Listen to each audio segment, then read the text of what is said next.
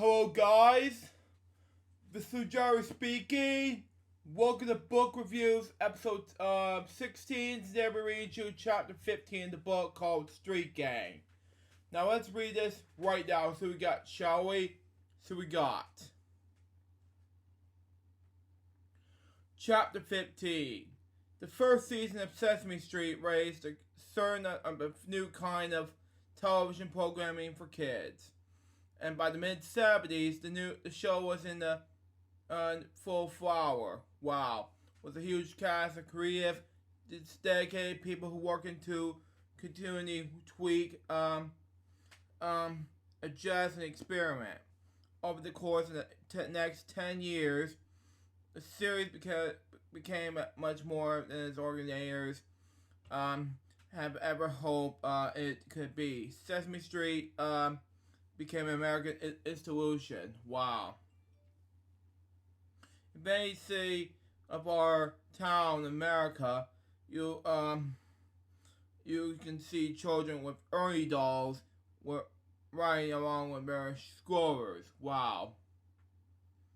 At local parks, toddlers wearing bird t-shirts were shooting down the Williams slide. Wow.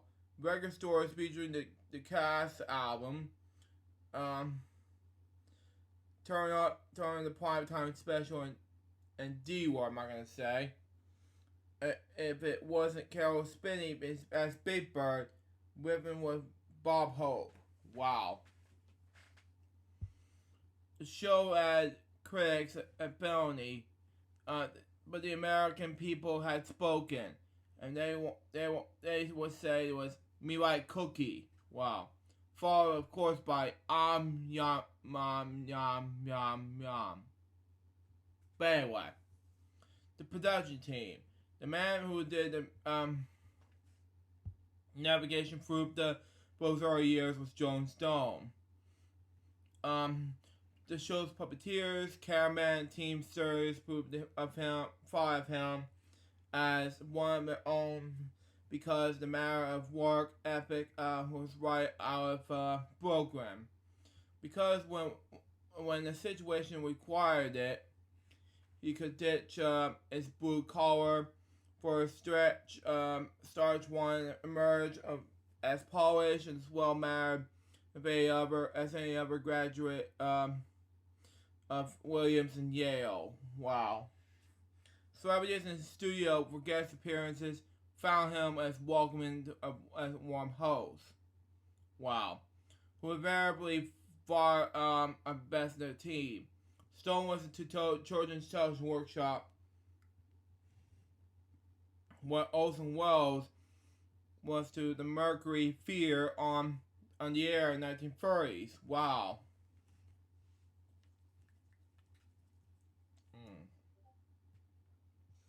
The feature film offer might have been surrounded by studio talent, including Mercury co-founder John Houseman.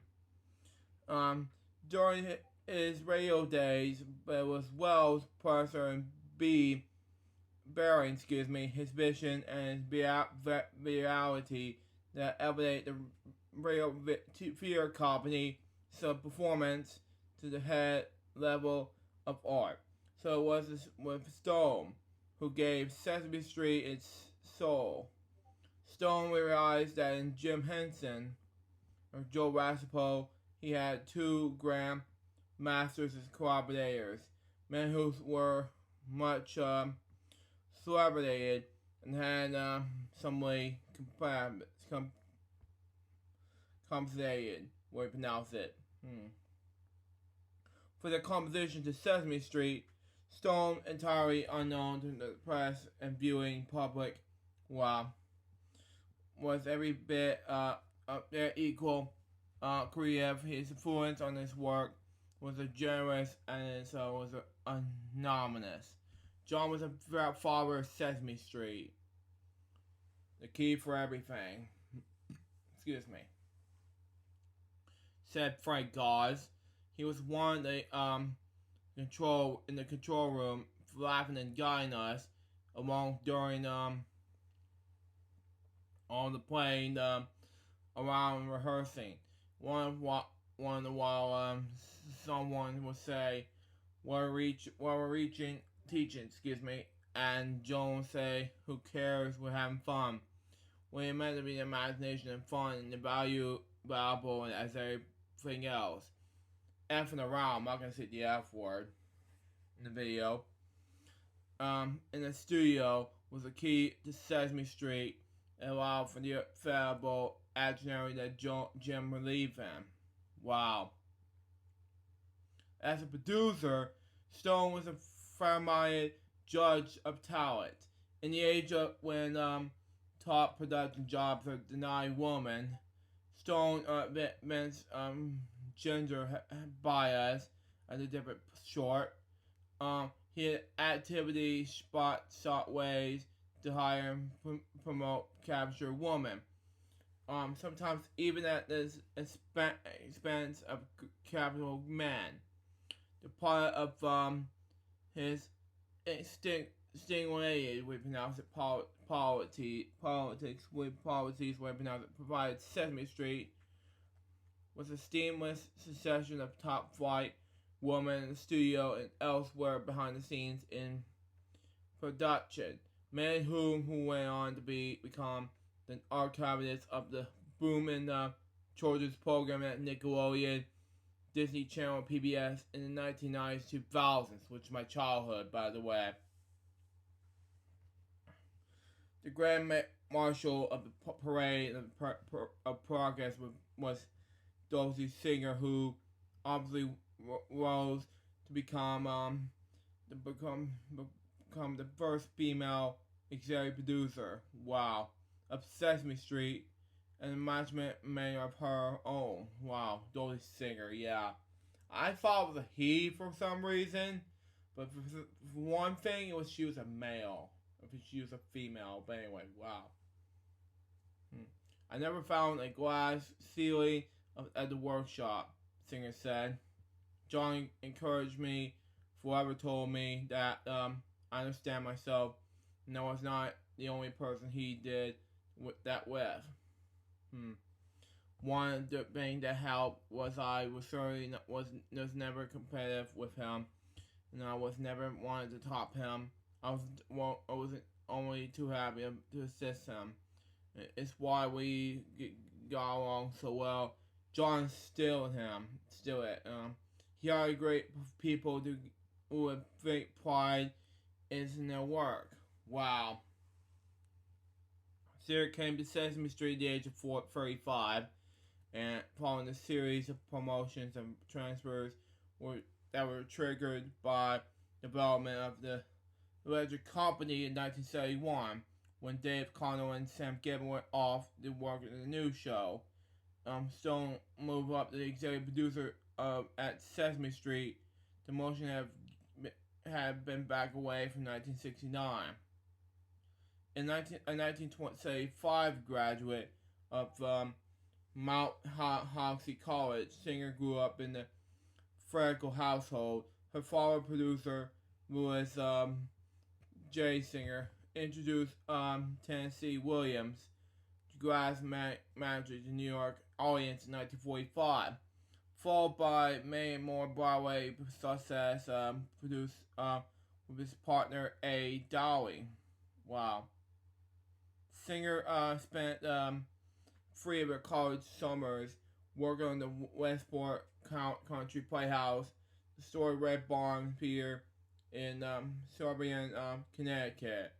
The first summer went to appreciate. The second was working the box office. And the third was when I went to assistant stage manager. Wow. Next page. Soon after earning her degree in English, Singer applied for work at CBS in Manhattan. Just as Stone's first job in television was answering Captain Kangaroo's mail.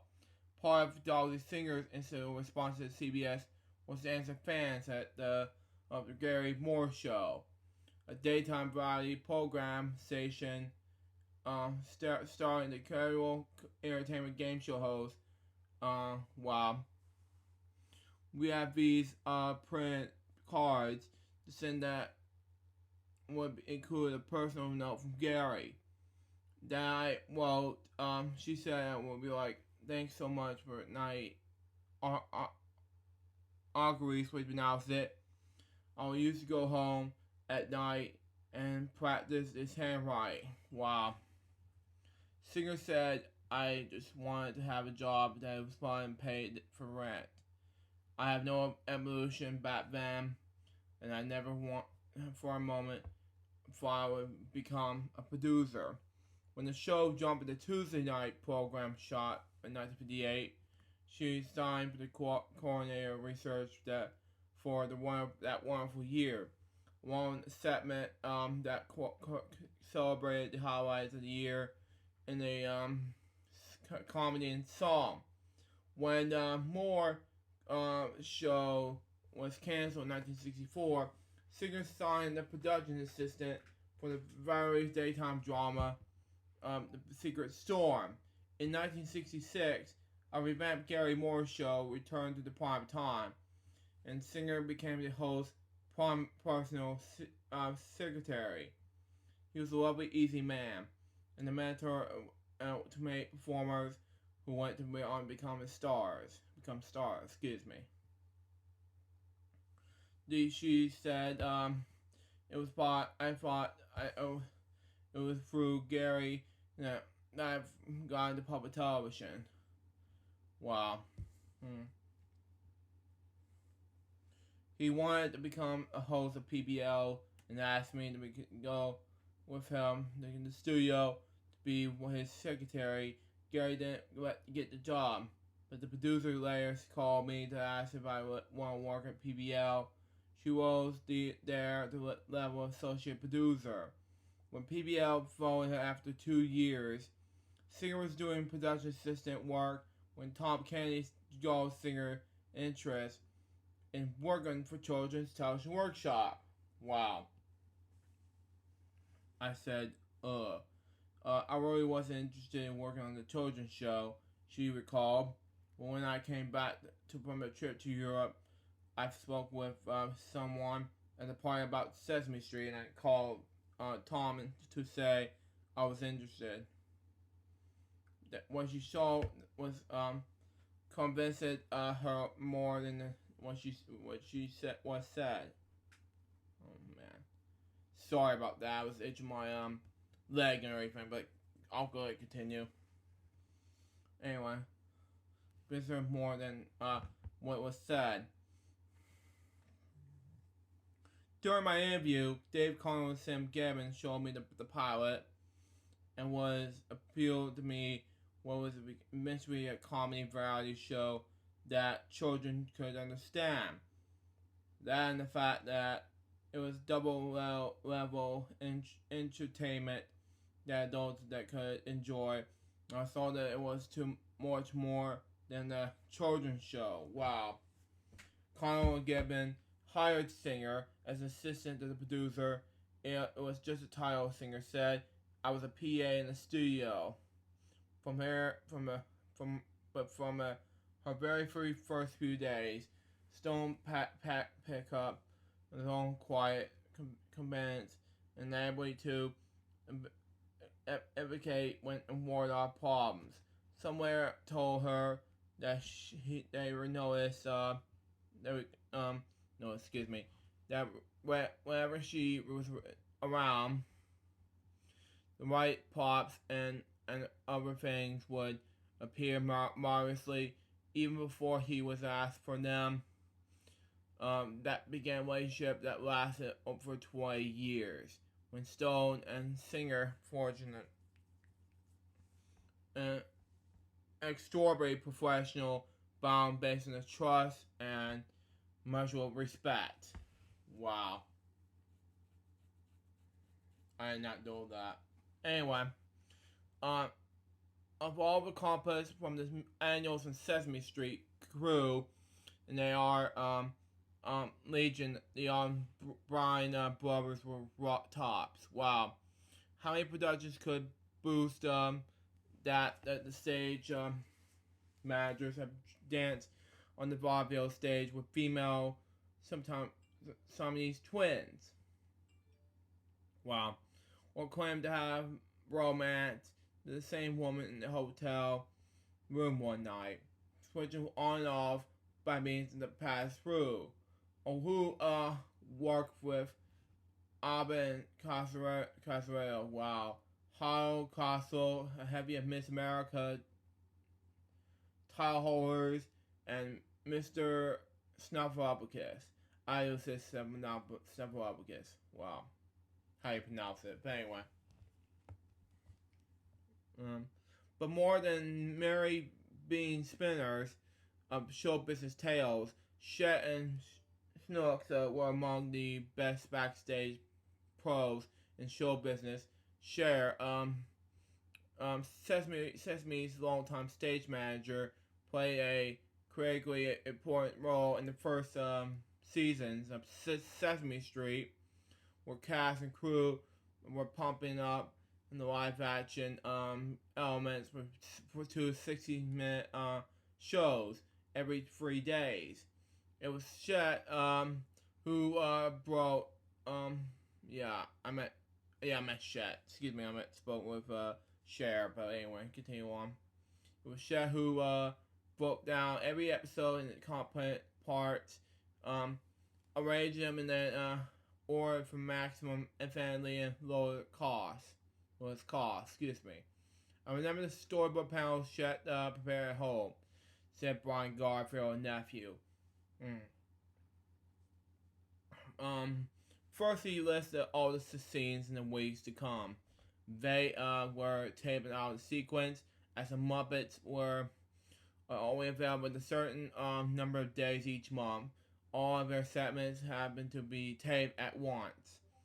Guest stars sometimes were scheduled to appear on various shows, all of which had to be taped on the same day. Chet brought home the scripts for an entire arc, which was season or a central part of the season.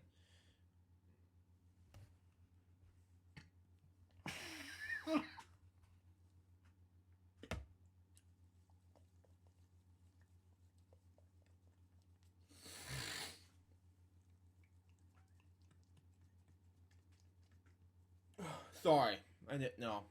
So I'll continue on in this book.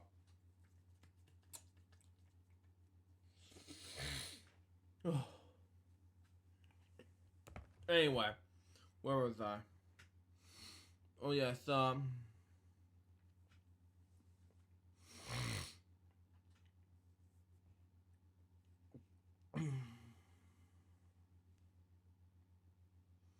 Shep brought home the scripts for an entire arc, which is season of final part of the season.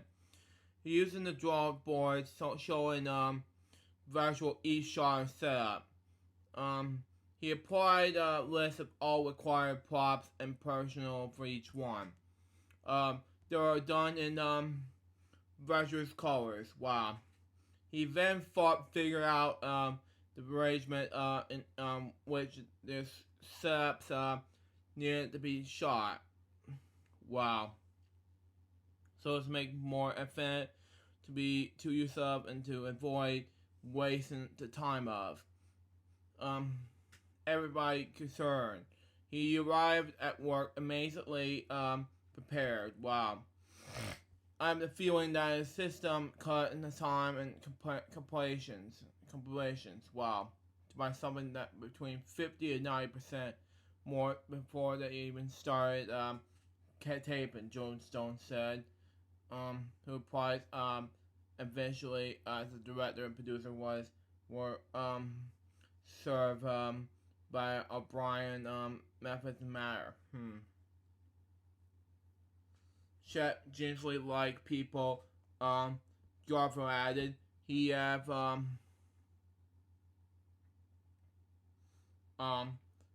gold good things to say about nearly everyone. He have generously kind people to people.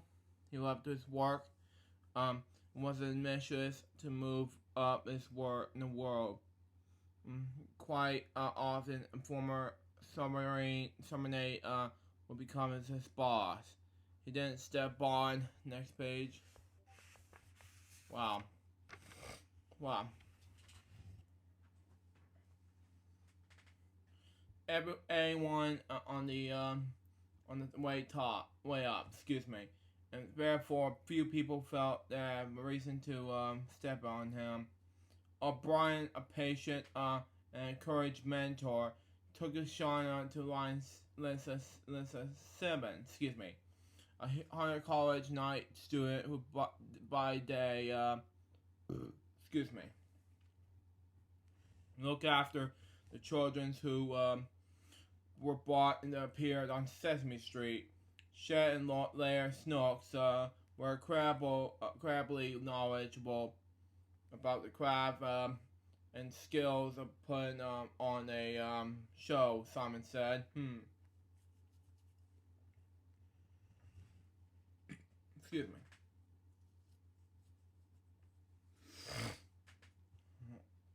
They knew how to run a studio, how to organize, how to treat people. They were just masters at making people feel welcome and involved. They not only knew how to do things the right way, they talk about it and taught you how to do it.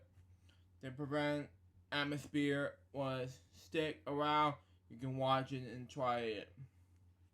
Someone who became a apprentice of not only the O'Briens but also John Stone, Doji Singer, who would become one of Sesame Street's first homegrown masters of the craft of kid entertainment, starring the babysitter Bob and rising to become one of the premier directors of children's television. It was a remarkable group of people to learn from, she said. A laughter of user universal reverent. The O'Briens provided by the Garoom. Sometimes when they appeared on stage, they did a routine where Snooks played the piano and dance. Garfield said the routine usually began with the Snooks sitting down on the piano and moving his head slowly but to side when he serves the keyboard. Eventually Chet said, "What are you doing?" Snooks replied, "I never played this piano before. I'm searching for the middle C." If Joan Gansconi was queen of children's television workshop's domain, Chris Sturff was in the minister of mirth, of high press, of the practical joke. Some of the famous was Wit and Pals of the National Lampoon set. Wow, love National Lampoon. Church approached a joke in the way Marango approached Marvel. Church's most memorable stunt was development over 1 week's pianist taking work, all towards the goal of convincing CUNY that her worst corporate nightmare was about to come true. With Colin Spaniers, Frank Goss, Joe Raposo, and Danny Epperson, Kurt planned epic roles that would supposedly her the launch of a new product bearing the likeness of Cookie Monster and the Sesame Street logo. Wow. There would be no book, record, or toy, nothing of educational value. There will be no book, record, or toy, nothing of educational value. As policy dedicated, rather this product was prepared to represent a striking departure from these studies. Pronounce it.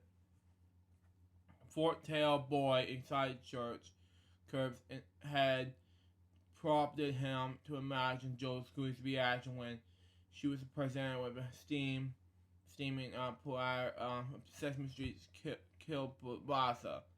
Um,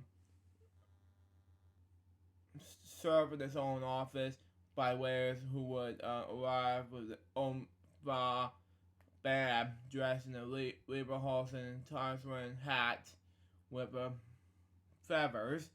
The first step in the rules came after Curve add Raposo, right, and record jingle for the sausage, with Oz chiming in as Cookie Monster. A tape was sent to Cooney's office. Somebody played it for me, she said. There was a voice of Cookie Monster advertising a Kielbasa place out on Long Island. It was definitely a local commercial. I couldn't understand how our people got involved in the commercial business. I was going crazy trying to get the bottom of it. We were these people out on the island. Curve planned to custom design string wrap labels and some sausages, packaging that had the likeness of everyone's favorite virus Muppet, saying it was better than Cookie. He arranged the delivery. These people sent crates of kielbasa.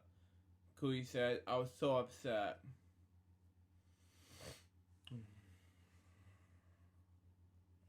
Wow. To add a mystery,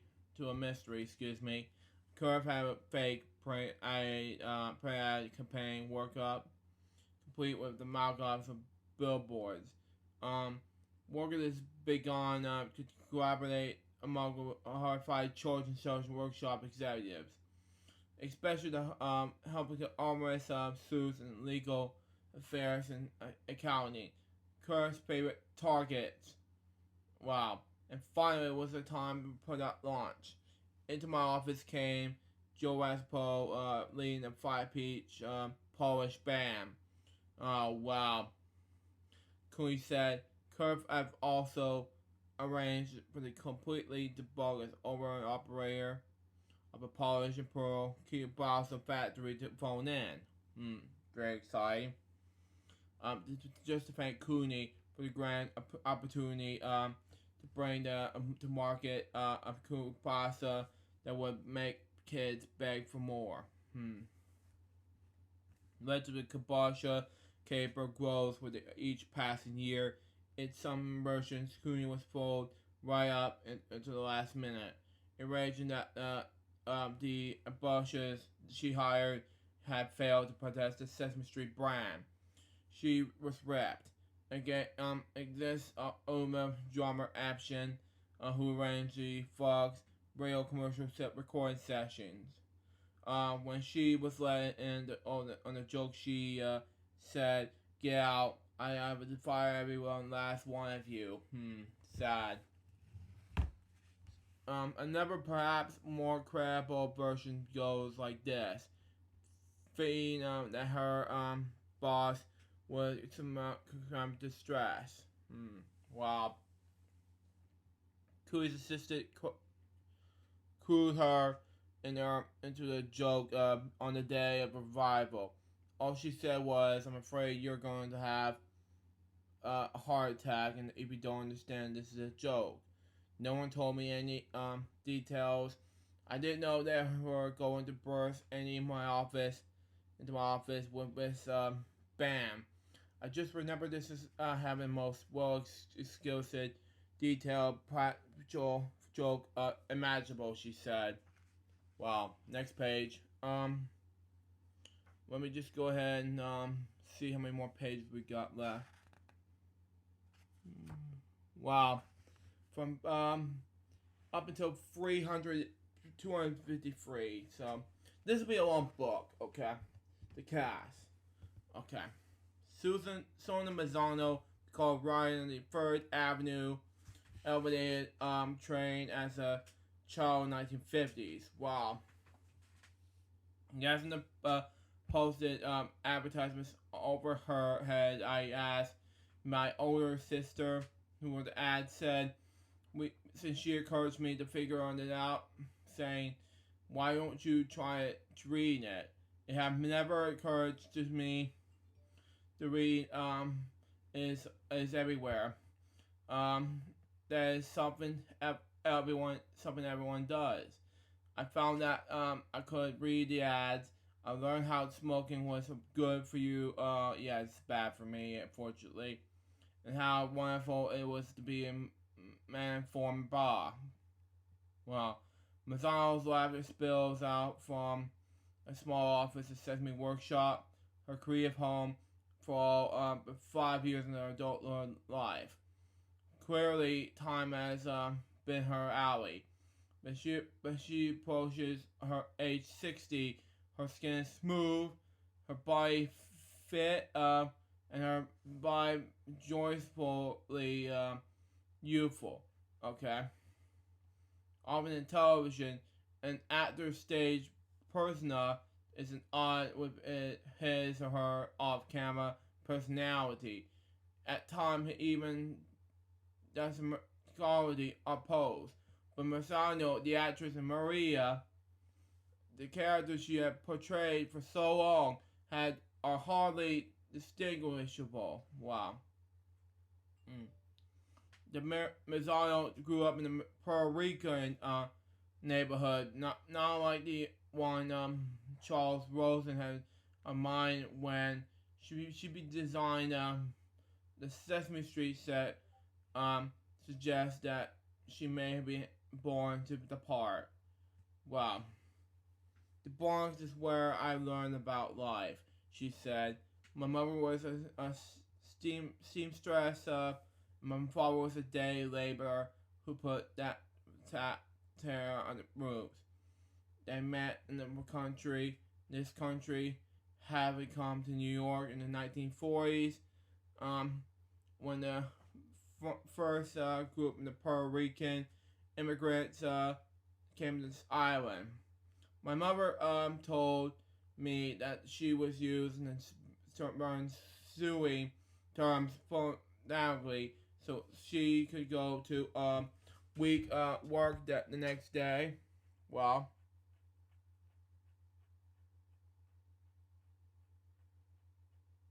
okay, where was I? And that's for the Fred Epstein belt binder and sisters. That how she learned English. My parents were poor, and an odd portion of being American citizens that didn't speak the language, like Spanish, for example. It's because Mazzano was a Spanish language person, just like we from Sesame Street, for example. Anyway, they weren't welcome in the United States, in the mainland, anyway, but they provide like more immigrants. Over time, she said the Manzos were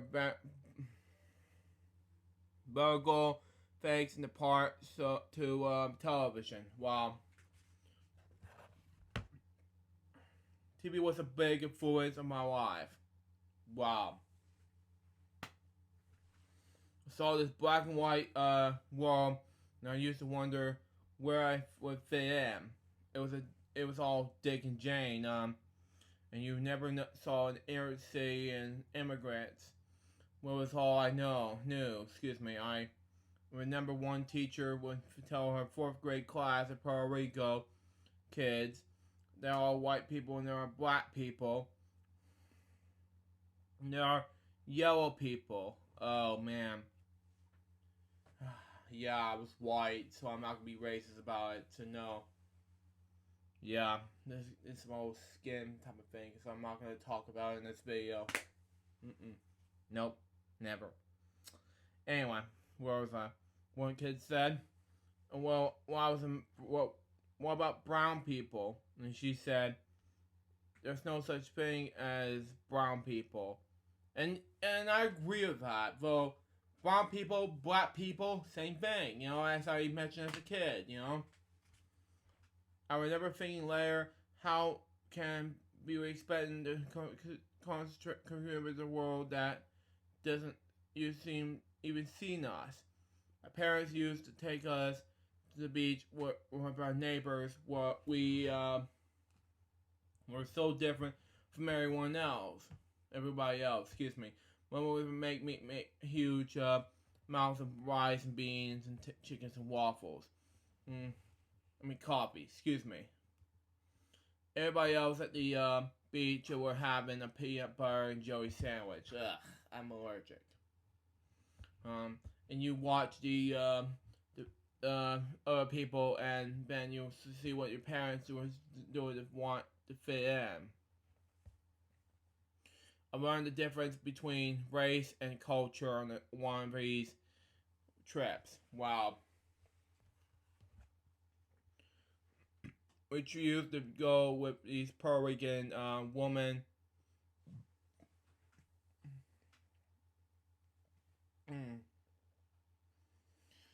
You know, I'm gonna go ahead and get some more. I'm not gonna stop recording right there, but I will come right back.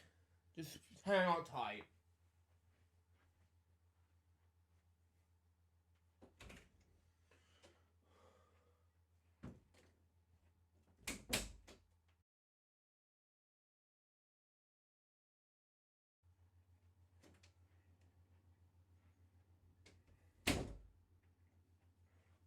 Okay. I'm back, folks. Sorry for the delay. I just came back from finish up this drinking my water now. And my throats keep itching on me, so I have to continue reading this book because once I get done with chapter 15, and I'm going to go ahead and wrap things up with the book review episode 16, and this will be it for the rest of the day because I don't feel like doing 2 more videos for the rest of the day, so that's why I was still hungry. I feel like I need to do more cooking out for Ocean content. It's just right now it's a lot of stuff to do with the rest of the day because I really want to do something, but right now it's time for me to finish up reading this book and we'll give up some updates. So let's do it now. So we got, shall we? So we got. Anyway, continue where we left off, okay?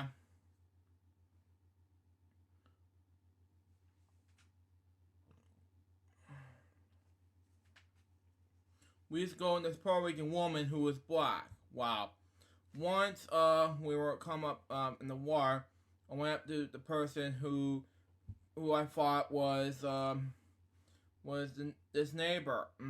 Asked me to towel in Spanish. This woman turned around and said to me in African American, some innocent, child, I don't know what you're saying. And dawned on me in that day that there was a difference between race and culture, and I agree with that. When I was performing Rare Evidence itself in junior high, around the time she wrote an adaptation of Albert Twist in the drama club, this part of her teacher said, if you stay in this neighborhood, you go to the local high school, and we don't want reach your original, way you pronounce it. And of course, I didn't want I didn't know what he was talking about. And he then said you should try to go to high school of performing arts in Manhattan. You meet people and broaden your horizons. He picked the monologue for me, helped me to memorize it, and took me to audition. I went to from being a student in a Gallo for failing to a failing student in middle class school. Wow. Very little applicant and dual kids. I was used to paint my nails and do my makeup in school. So when I went to performing arts and I had to compete with kids who knew what the noun was, I plummeted and I recognized that was the only way to get into college while was on acting. Something that had nothing to do with grades. So once again, I studied monologues and got into Carnegie Mellon University. Scotty was on my side. It was the Kennedy's years and time when the universities wanted to decide I was going to college in 1968. A great time to come of age. One morning as she passed a television station using to Sesame Street, she simultaneously glimpsed her past and future. I saw Susan and Gordon on the scoop, and I said, "Hey, that's my street. That's my scoop. That's my conversation doors. I know that place." That's when she marginally stopped her in her tracks, added a note in harmony to the story of how the money trapped Latina got to Sesame Street. Wow. The door opened to her only after Phil-Hispanic Americans banged and pushed on it. As Scarlett Mellon Mazzano joined the original cast of Godspell, which began its student production at campus. With the musical based on the gospel, according to St. Matthew, moved to New York for a 2-week 10 performance run of Maha, way you pronounce it, experimental, next page, Fear Club in Gangway Village, also known as the Cafe La Mama. Mazzal took leave of the university, then dropped out. Okay. To continue on, the character Sonia, the sassy, I'm not gonna say the S word, in this video. Skinsdale Armadan, I was with the show for a year and a half, and when I was off Broadway, then 2 years later I went to the show again, and when I was on Broadway, I still dream about being on Godspell. Have to do with a new company. It was great. It was a great time in my life. I now know the outbreak feeling of being on the creative role when you just can't think of anything else. But what you're doing, Godspell was the first time that happened to me. In 1971, an agent encouraged Marzano to audition for Sesame Street. She immediately called her how impressed she was that James Earl Jones had appeared in early episodes. I walked by a student union television one day, and he was assigned the alphabet. Wow, love it. I really want to do reciting sometime soon, like SpongeBob episodes and any other shows that I really want to do very soon. But here's what, I'm gonna do it in another video saying recite the alphabet, but that's just me. It was around that time he had done Capella, and the letters were flashing on the screen as he said the ABCs. If you show your face, if you grab me by the neck. Wow. Then I saw Susan go on the scoop. At the time, there was no people of color on television. If it were, the concerning weren't not nice. Susan and Gore were so friendly and cheerful, and there were Mr. Hooper, the nice Jewish candy goods store guy, just like the guy in my old neighborhood. I was just so thrilled by the show, and I thought it was hilarious. Mazzano auditioned in Joe Stone's office. I walked in wearing a somewhat simple little dress and some cheap Indian sandals. Wow. John Stone showed me a set of circles, and he asked me to explain why two things were the same and one was not. Just like the song on the show, one of these things is not like the others. One of these things doesn't belong. Then he asked me to tell a scary story, like somebody to follow me, and then I left. Today, it could not happen that way. Excuse me. Then you have a casting coming to audition as an actress, but Joan had such vision. He knew that what the show was.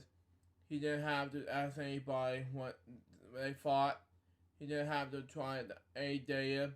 He didn't have to have a chart that said, this is what kids want to watch. it was one guy. Stone, who had seen Mazzano in the Broadway's version of Godspell, gave her the part with little guidance on how to play Maria. I wanted to know what kind of character she was, and John kept saying, "We want you to be yourself. We want the kid on the lower east side to look at you and say, that's me." One time the costume designer put me in a pleasant skirt and knees, socks, and a little vest. I look right in the code. I have makeup. John, who was a passionate, short-tempered man, came on set and furious. He grabbed me who we went to the makeup room, and I sat down in the makeup chair, and I sat with the makeup artist. I'm not gonna say it. That's just rude, and I'm not gonna talk in front of my mom. That's just me. I go through all the trouble that cast real people and make her look in a QP doll. Ain't no sense to me, but yeah. Doesn't make any sense to me, but that's just me. Well, the makeup artist was very nervous, and she would start taking off my makeup, and I was looking in the mirror, and I realized that this is my person in the show to be myself, to be real, to talk the way I talk, to dress the way I dress. This is why I got the cast. It was like, ding, got it. Perhaps the most telling statement one could make about Norman Calloway.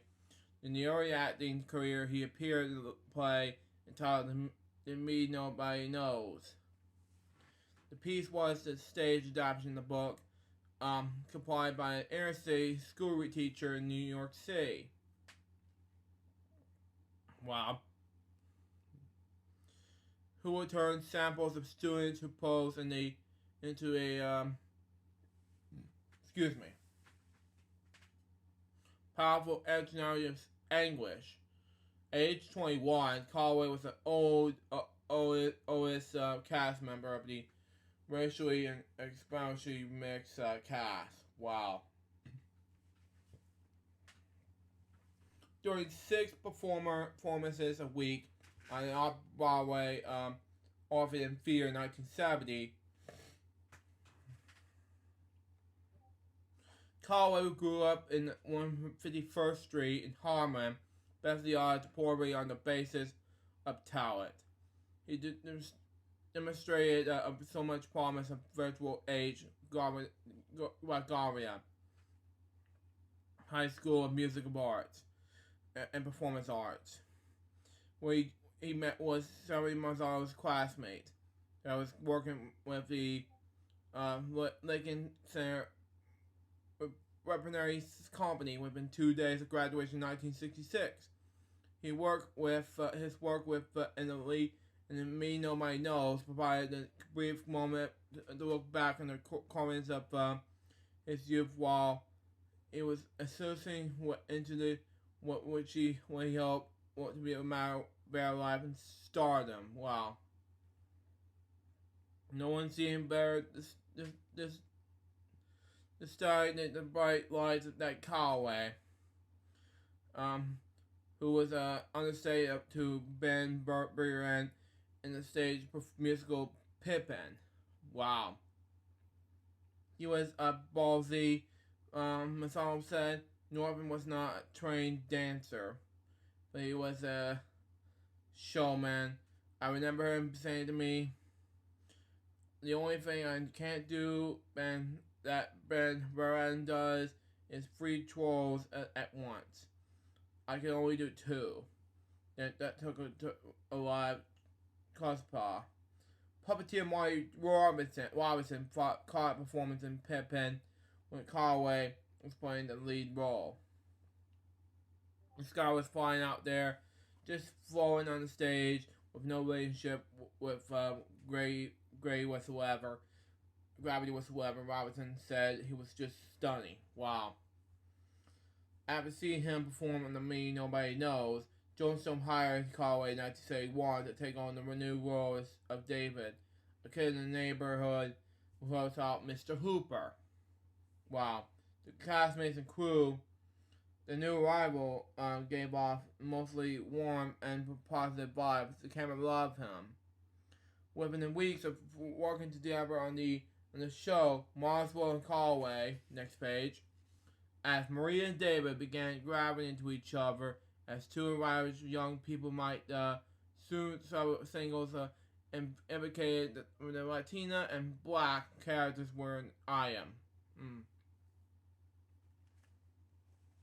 Anyone watching at the time would have concluded that romance was booming on Sesame Street. Oh man, how. Well, back then it was Weiss and Maria got married and then have a child. Now that Calloway passed away, we got a child, like a girl named Gabby. But let's just continue on. We continue to read. But anyway, the producers took some heat from that. They struck to their guts, said Roy to Long, just to say they did with the viewers who rejected that Matt and I were offer us. Long found Calloway to be booming with talent and more than once then dance a hustle with him in several gatherings in the early days. He was possibly a young Black image that little kids relate to very well. She said it was like a teenager, and little kids that would stick the teenagers like gum on a shoe. Wow. Over time, Long said she noticed of Calloway to be mood swings and was warm to steer clear of him. Apparently, he had issues with Black women, seeming Black problems with his sister. It was sad, you know. But performers can be not alright. Our cast is like family, but when you live with people long enough, you know, who want to leave alone and who want to tease. When you walk in the makeup room, you can see by the look of your face whether to mess with them or leave them alone. So basically, I left Norman alone. I tried never to hang around him. When he started, and this thing about him, if he was white, not be racist, that'd be sad. I know. I learned my lesson back in Larry this year, which is good thing, but that's just me. And it was a major star. That was the way he felt. Amigo Gago, we pronounce it, was down to his final unemployment check, and gasoline to the tank 25 cents at the time on the summer day of 1971 when he was met Joan Stone in the very Wilster Hotel. My former wife was working, but I wasn't, he said, and we have a son who was a year and a half old. The girl had already met with Dave Connell a few weeks prior to it about his Hampshire character that we have added to Sesame Street for the upcoming season. Meeting with Stone is Beverly Hills, in Beverly Hills, the callback of short. Diego has said that he was uncertain how Connell and Stone had become aware of him, speculating that they may have a scene of tape of him on Angel's Garage, a weekly children's show in Los Angeles. Wow. It was an ongoing show that was on local ABC's affiliate. DeGario said it was a co-host, and I played the little guitar and sang. I started acting professionally in 1968, but for 9 years, before I had to be trying to knock doors, but drawing Los Angeles to get in. The guy said it was in the 60s. There wasn't that many opportunities for Chicanians and Latinos in film and television, other than playing bandidos, gay members, low-life characters, and sleepy Mexican under the cactus. But I was a part of several groups of Hispanos and Latinos, and that came together to protest that. We're mean with producers and directors of big hunters in Hollywood, telling them you got to look at us, at people. There are doctors and teachers in our community. We're not being represented that way.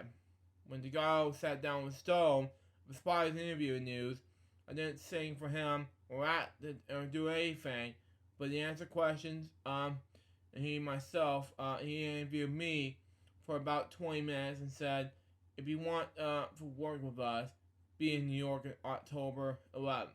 Wow. I said to myself, oh my God, they want me. I have a job. I cannot believe it. There's no other way to describe that, other than to say it was an historic day. It is from the laps of gods.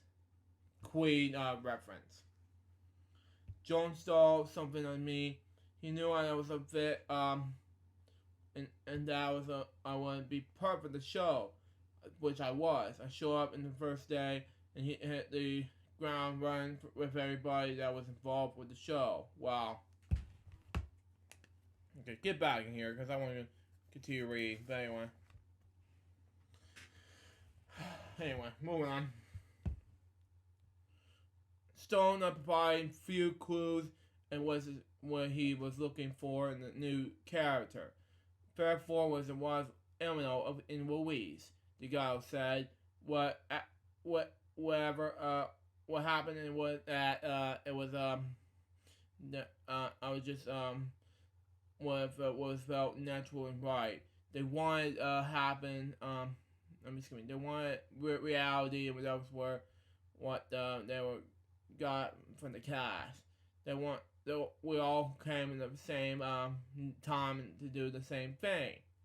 It was a perfect union of people splitting up the humanity of everything.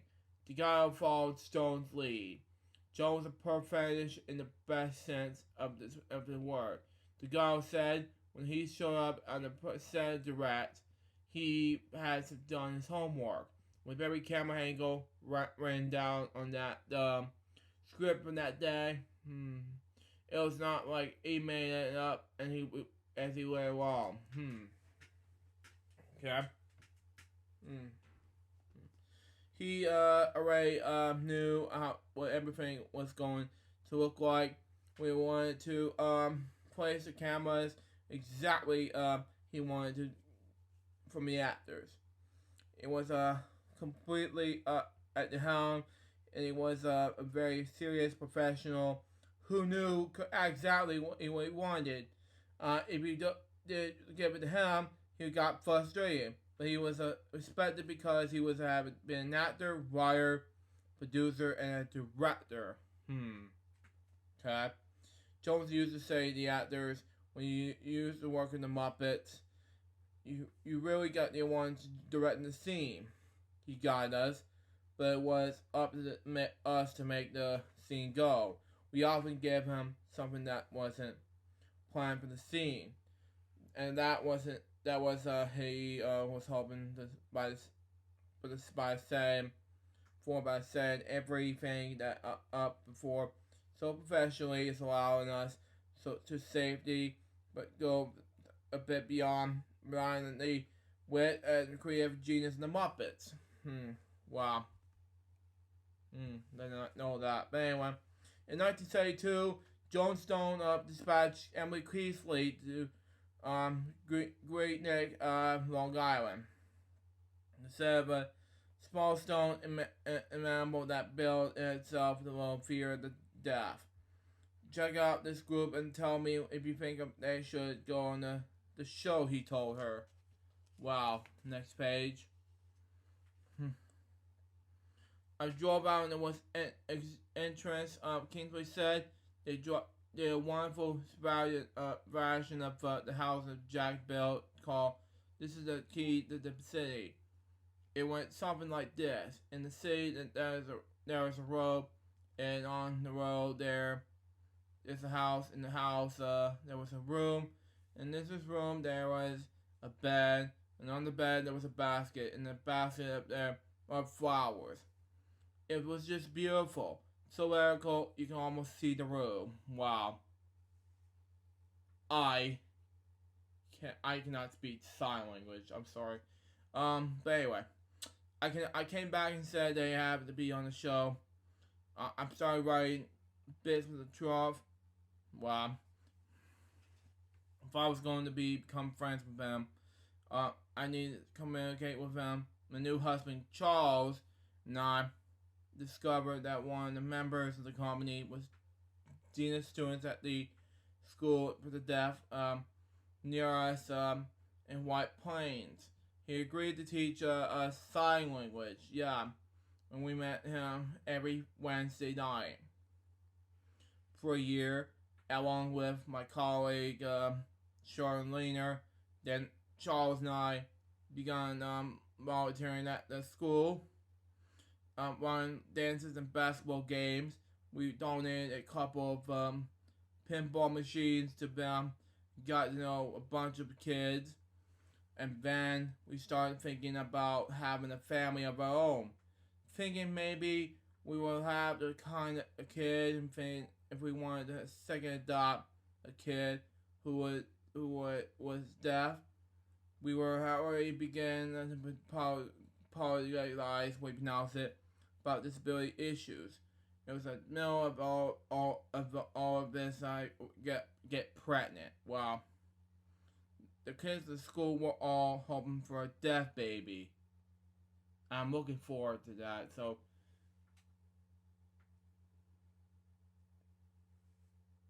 sorry. I sorry I was autistic for saying that, but I can't hear what you're saying. I'm saying I am deaf, but I can't be deaf all the time. But that's just me. Jason was born late at night on June 1974. In the morning, we got the news that he had this baby who, in his eyes of the doctor, was essentially garbage. Wow. Jason has Down syndrome. I did not know he has Down syndrome. Just like Emily, if he watches Emily from Tom Kingo and Nathan Hoyt, who is the late Ken Hoyt's son. If he watches now, but that's just me. Anyway, and they told us he'd never been able to sit or stand or walk and talk to read and write. Never been able to distinguish us from any other adults. Never having this concept of his own situation. Never have a sense of humor. Never having an imagination, which which I disagree. I maybe agree with.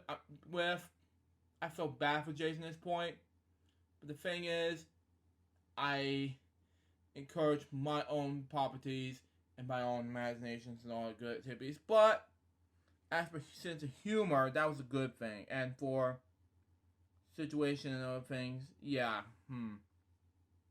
Necromancies, emotion, it's all that. Okay.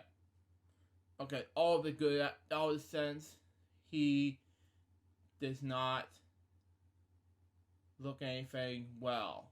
But anyway, they recommend that we was vulnerable his humanity before a bond was established. We should go home and tell our friends and family that he died in a childbirth. That was sad. It was sad to see him die like that. That was told I would never be in my hospital bed. It was hit me in a very racial way. I didn't exist anymore. It was not a profession that exists on television. It was the pages of Miss Calls magazine.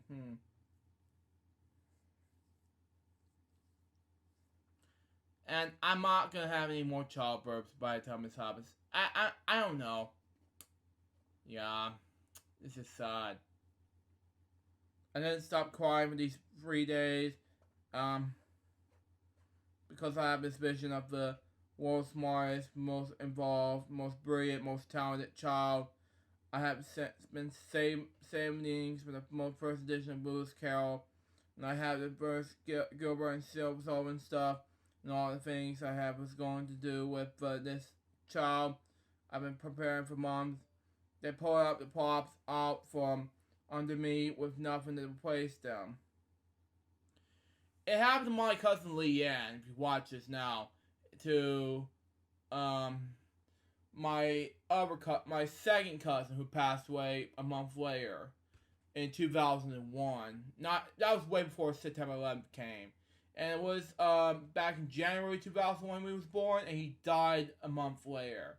His name is Jason Shepard, and I'm not sure I don't know why he died like that. It was very shocking, but that's just me. Anyway, but a social worker came in and that said it was it was an experimental controversial program early invention, but being offered when my husband and I considered giving it a try. It made sense that you don't send your flesh and blood away without even trying. If we try it, it would turn out to be as much of a heartbreaker and disappointment, as I said. And I agree. And I agree at one point. It was sad, disturbing, and it was a bit more delusional. So sad to see. Yeah. But Leanne's pregnancy had to let Jason go. Back in 2001. And now with this, what I was trying to read now, it's just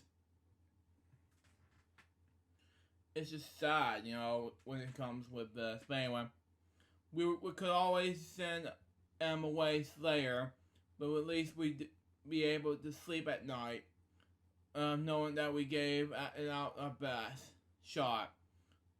So with termination, not having any idea what's in the store, we took this baby home, but we didn't know what we were going ourselves into. When Jason was 10 days old, we met with the head of an early interview program. She held him up in her arms, and he was like a noodle. Those kids having no muscle tone. She said that we were going to work with him and to teach you how it was going to be wonderful. Charles and I look at each other like, oh my god, this lady is crazy.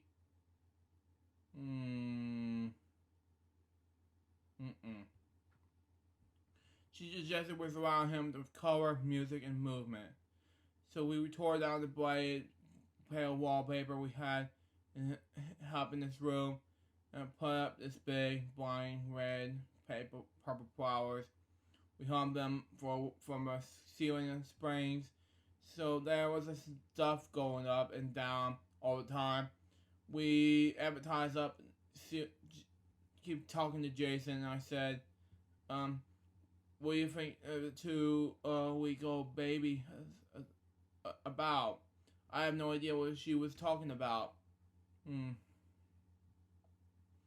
But when he was on this changing table, I was pointing and say, see this red thing? It's a flower. Finally one day, when he was 4 months old, I was pumping his legs and moving his arms. He looked at me and pointed right in this middle of this red flower. It could have been stretching or gas. It totally random, but it was saying to me, okay, I got it. Can we move on to something else, please, Mom? At the moment, I didn't know. I was kind of nuts. Went nuts, saying, hey, there's a brain there. He can learn and make connections. He was not a vegetable, he's a person. Yeah. He can learn from make connections. Yeah. For casual situations, we dump him into tubs and styrofoam and box filled with rice. That's not the right thing to do with baby. I made this huge pan full of jello and we dumped him in that too. He got him over himself and it was absolutely fabulous. Kingsley had gone from the skeptic into true believer by the time Jason was started running about the house, fully engaged in the world. It became particularly important to me to let people know that kids like Jason have programs to learn, that they need to be invisible, she said. We got out of the workshop around the time Jason was free from a mom who had 2 kids, a 5-year-old and a 2.5-year-old who has Down syndrome. We put him in the front of the television, amusing that the older one would be educated and the little one who would have entertained. Imagine her surprise when she was to walk one day and the little one with Downs look up and recite the alphabet. Next page.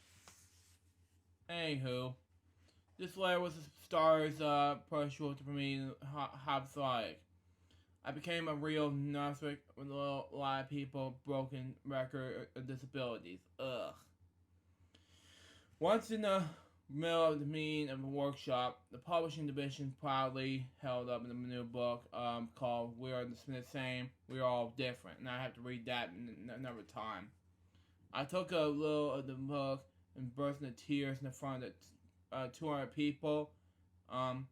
There were 492 people in this book, and one teeny weasy wheelchair way in the next to the last page.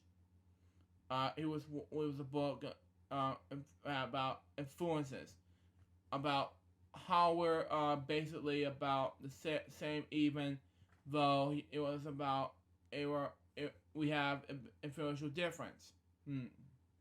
No, but left out, but what I later found out was our America's Largely Military. A 6-page letter to hit in the books department to Jerry Lester, to Joel Ken Cooney, whoever the suits were all in the time. I just let it all pour out and how it hurts, this hurts, and how unfair this is for kids out there who need to be some themselves. All the people who felt their sense of strangeness and separateness, who need to have their strangeness and then change it. I just go out the not gonna say the S word, Les Kingsley said. Years after Sesame Street wrote the book on how to portray the disabled on the television, just like Sesame Street itself. It said it started with a preschooler.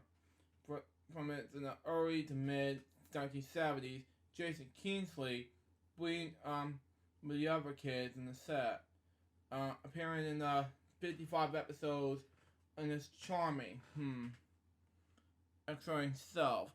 He was not only counted to the 10 of Sesame, he did it on English and Spanish. Wow. Lit and above came to Gemstone's attention in 1969, when she was just a year out of going to university. Instead of pursuing work in her library science degree, she auditioned for a spot with the Connecticut-based National Theater of the Deaf. Formed in 1967, the company had players modern production using American Sign Language. Stone had attended a performance by a 5-actor touring group, the Lair Theater of the Deaf. Group spin off from the main company that would be doing the schools. Wow. Excuse me. After appearing sporadically on Sesame Street in the 1970s, a recurring character who was American Sign Language to communicate, which she was added to the cast in the 1979. Wow. In time, romance boomed between Bachelor Bob, the music teacher, and his associate Brilliant, who knew in a way in the daily chemical system. I said to John in my sense, I would always like a Luna on Sesame Street, Bob said. Even when there was other cast members around.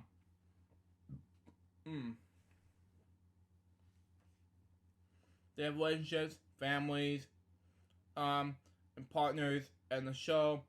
I think that planted the seed. It's like, who would pair up Belinda? Bob seemed like the most colorful fit. Wow. Writing for the deaf character came more easily to some writers. Bob tried to assist the more willing and unsure of them with the workshop she arranged. I wanted to explain things to them about my language and culture, she said. It was sort of a very thing you wanted to know, but we were afraid to ask section. One by one, they began asking questions, and I used the opportunity to suggest some obstacles that might arise. Some things we could figure out in advance. Wow. Okay. Then as I was learning who the writers were, we get their information for stories. Wow. I became aware of the research department and concluded that I had to approach them about language and culture. Something I would think about myself. I'm an actor. This is not my job. But Joan would say, Linda, we can help it. We can't help it. You are one who is knowledgeable. You know best. Someone encouraged the actress to be outspoken and demanded. Through an interrupter on the set, I wanted to make sure that I could put my 2 cents in about how best they could use me. She said, can see I can have a function that to show children all over America what my life will look like. Wow. Bob was an actual ally in Writer Kingsley. Wow.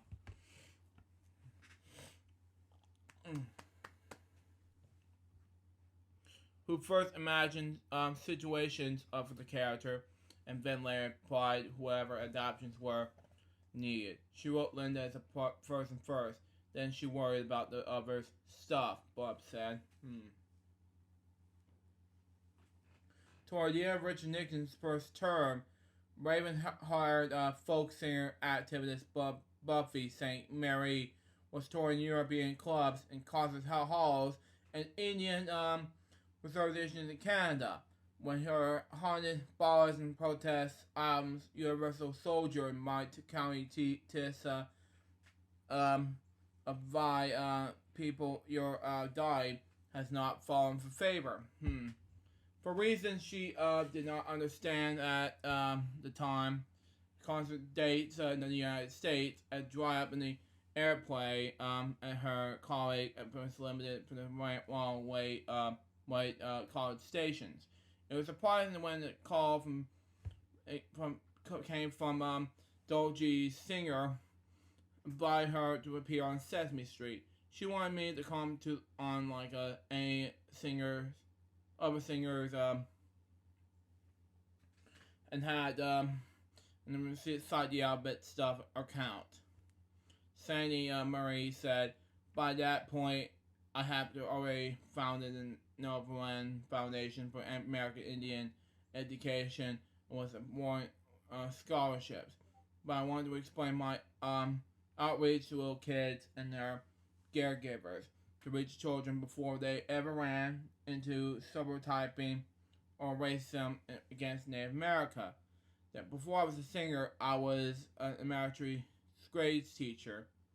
I completed a double major in original policy and education at the University of Massachusetts.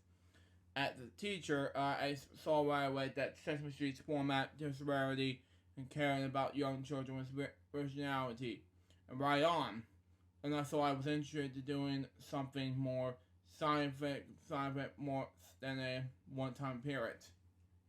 Sandy Marie, currently was a partial to assist in developing a curriculum about modern-day Native American culture. They'll offer. Next page. Tended by distance artists born on the Cree referencing Scarlet Land and berets and adopted parents in Maine, Massachusetts. Proved to be generally groundbreaking over 70 Mary's 5 sessions. Wow. 5 seasons of straight, excuse me. After doing my first few episodes, I discovered that my husband, Sean Wolfchild, and I were expecting a baby. Sandy Murray said I let Dulcie know, figuring she would wish me well and say goodbye. Instead, singer and John Stone incorporated the pregnancy into the show, and Wolfchild the list of regularly recurring characters. Upon the birth of Dakota Star Blanket Wolfchild, known as Cody, the writers developed a storyline for Big Bird, who act out when the baby appeared on Sesame Street. It was brilliant in portraying sibling rivalry the way it is really for a poor little kid who's supposed to be thrilled about the new baby. Before the arrival, it was been set up as Big Bird's best friend. So Big Bird was clearly not thrilled and fussed. His option, Cody, was no fun at all. Sesame Street really rose to be the challenge of dealing with when reality was experienced by Big Bird, and Universal always a 6-year-old. Really, yeah. Later, Sonny Marie approached Stone Singer with a suggestion for a 7 on breeze speed. I expected that this would be too much for television. I bet they were keen to do it. She said the result was to understand scene using 150 words and lasting 56 seconds. When Sonny Marie seated in the foreground nursing Cody in her arms, Big Bird watches a prominent childlike interest over their shoulder. Big Bird was saying, "What you doing, Buffy?" And Buffy was like, "I'm feeding the baby. See, he's drinking her milk from my breast." Big Bird said, "That's a funny way to feed a baby." Buffy said, "Lots of mothers feed their babies this way," and I agree with that. Not all mothers, but lots of mothers do. Yeah, I agree. I agree with Buffy in this one. Big Bird said, "Oh, And Buffy said, he's like it because it's nice and warm and sweet and natural. And it's good for him. And I get to hug him and when I do it, see?" Big Bird said, "Oh, well, it's all he needs to eat." Buffy said, well, at first, he was just born very tiny. Well, this is all he wanted that he needed. But now he was getting bigger. See? I mash up fruits and vegetables and sometimes a little bit of meat. As he gets older, he needs more and more different kinds of food to eat. But for right now, this is fine. He's drinking his milk. Big Bird said, that's nice. And I agree with Big Bird. The scene was straight and made sense to children, Sam Marie said. Most kids. Shows look more than pony, but Sesame Street was both magic and real, and I'm so proud to have been part of it. I'm not only presented characters that were all different shades of people color, they also create characters who desire was of emotional behavioral nature. Sometimes in our family circle of friends, we have to deal with alcoholics, while drug addicts and emotional characters like Oscar, she said. And I spent plenty of time near the trash can with him, so the show was always hit by us that we could love and respect Oscar without being common to like him and letting his grouchiness control us in all moods. Similarly, we can love and respect the difficult people in our own circle without giving them the key of a car and the keys to their own lives. For me, it's a huge mandatory and topical creation-wise service that the permanence and underlay Johnstone Dolly Singer's work. The quality of writing and listening was remarkable. They asked me for ideas and they came up and it was quick. The point vigorous that still means a lot to Native American viewers. Because it reflected the reality of our combinations. Wow. They appreciated, like I did, there's a cast member that was only written into the Indian parts. I got to sing dance on the shows, Joe Recipo tunes. They have nothing to do with Native American in New York. I mean, Canadian life. Even some Broadway style numbers, which to someone who lived in New York was fantastic. Plus, I wrote a lot of songs for Sesame Street, some even for babies. Even it came natural to me when Cody was an infant to sing with him and make up little play and games and poems. These were songs I never recorded, for which there's never been any demand, but that's what writers do. We write about what's really happening, and they were perfect for Sesame Street. It wasn't until decades later that Saint Marie became aware that during her years on Sesame Street, her name has become listed as on White House stationery, and some music deserve to be suppressed. Wow. On that day in 1975, that Joey Collins recorded the Fishman song for Sesame Street, a gaggle of anything Muppets form, and also chorus become some Baghdad in yellow oilskin slickers. It was a scene that right out the Gulf Shore Arbor with nests on lobster traps and strewn about the light house in the distance. Strumming all heart but in the temple that we called a sea chancellor. Wow. Calling for out in the melody clear and true the Muppets harmonized and dense about. Puppeteers was Jay Henson, Frank Oz, Richard Hunt, and Jerry Nelson. And there was in the eye of the camera, but popular in the presents. It was about a chairman of performance, directed and made entirely possible by Joan Stone. First a fan letter and a dear friend of Collins, a classically traditional pianist, trained pianist, storyteller and song. Wow. Next page. John called me shortly after I have recorded my album Judith, which was released in 1975. Collins recalled from an invitation for a single guest shot grew in a series appearance for Collins on Sesame Street, concluding them with an unstable, often difficult period of his performance. Personal life, wow. I was drinking heavily in those years, she said. I was very controlled, but the truth, I was very jibbery, what you could call it. Okay. What was I? Being able to appear on the show gave me a spark, a will to live. It was the only playful thing in my life. At that point, I want to tell you, I was not the playful person in my regular life. I was just trying to get by, to get through this political issue that was carefully programmed to be in.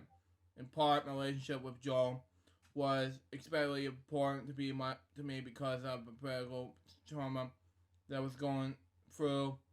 He gave me reason to stay alert and cheerful. Wow. Colin said that Jim Henson recognized that she was an alcoholic. Wow. And that was being around his Muppets, providing a concern of support for her.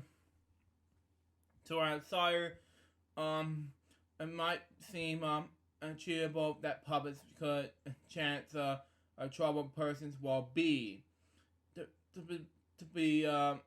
within touching distance of the Muppets to be drawn into the safe zone. Wow, where teasing often occurs, but never ridicule, but where praise in public and criticism private, where colleagues lead a helping hand, literally, figuratively, and continuously. Wow. For me, the appearance of Sesame Street, like this little light that keep flickering off and on and off. A bit beacon that seem to be saying, "Come to the party, we're having fun. You can come on fun too." Wow. Everything was very much about the same purpose.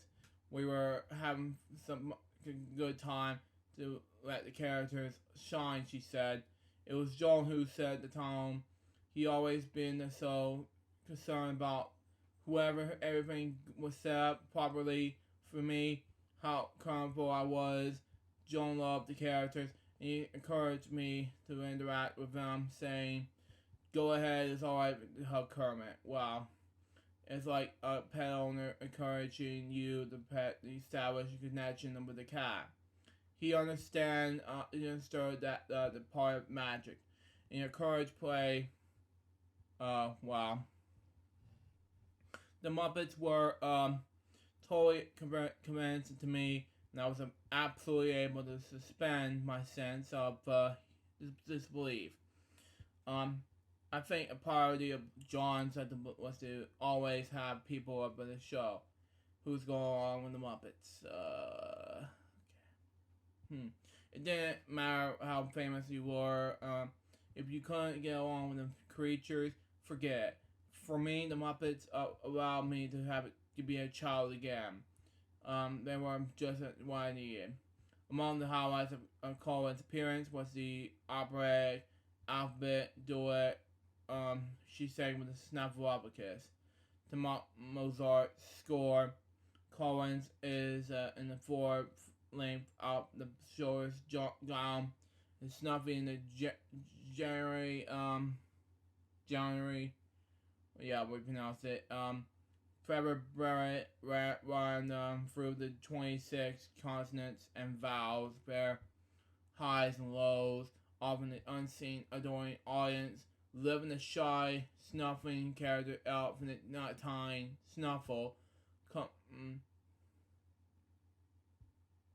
Collins dance of many minutes, and a greater sense of gravity than the marriage of Snuff and Igo. It was a vintage of Sesame Street lesson in the music impersonation. At once a parody of celebration of classical parody. Collins have also credited Sesame Street for extended depth and breadth of her fan base. Wow. People come up to me at concerts and tell me how much they love the Yes and No song I did with Bert and Ernie. They were little children when I first aired. Teenagers in the early 1990s, they grew up and started coming to my shows. She said from them during a currently important time in their childhood. Sesame Street was the best of all television. It was a conventional, we pronounce it, which were we performers love. Yeah, like me. I was a performer, yeah, years ago. But anyway, moving on. It had been this magical ingredient that brought kids and adults and grandparents together. All the age groups appreciated the humor and the artistry. Muppets. In the show's first decade, the management of Muppets expanded with the widely characteristic goals. Some characters are playing from Jim Henson's dual pad, which I read from the title, by the way, saying that I read Jim Henson's dual pad years ago, by the way. I was from the type page, but it was every case, the Muppets, that click-based, best when the beers were the ones that iterated with writers and challenged the puppeteers.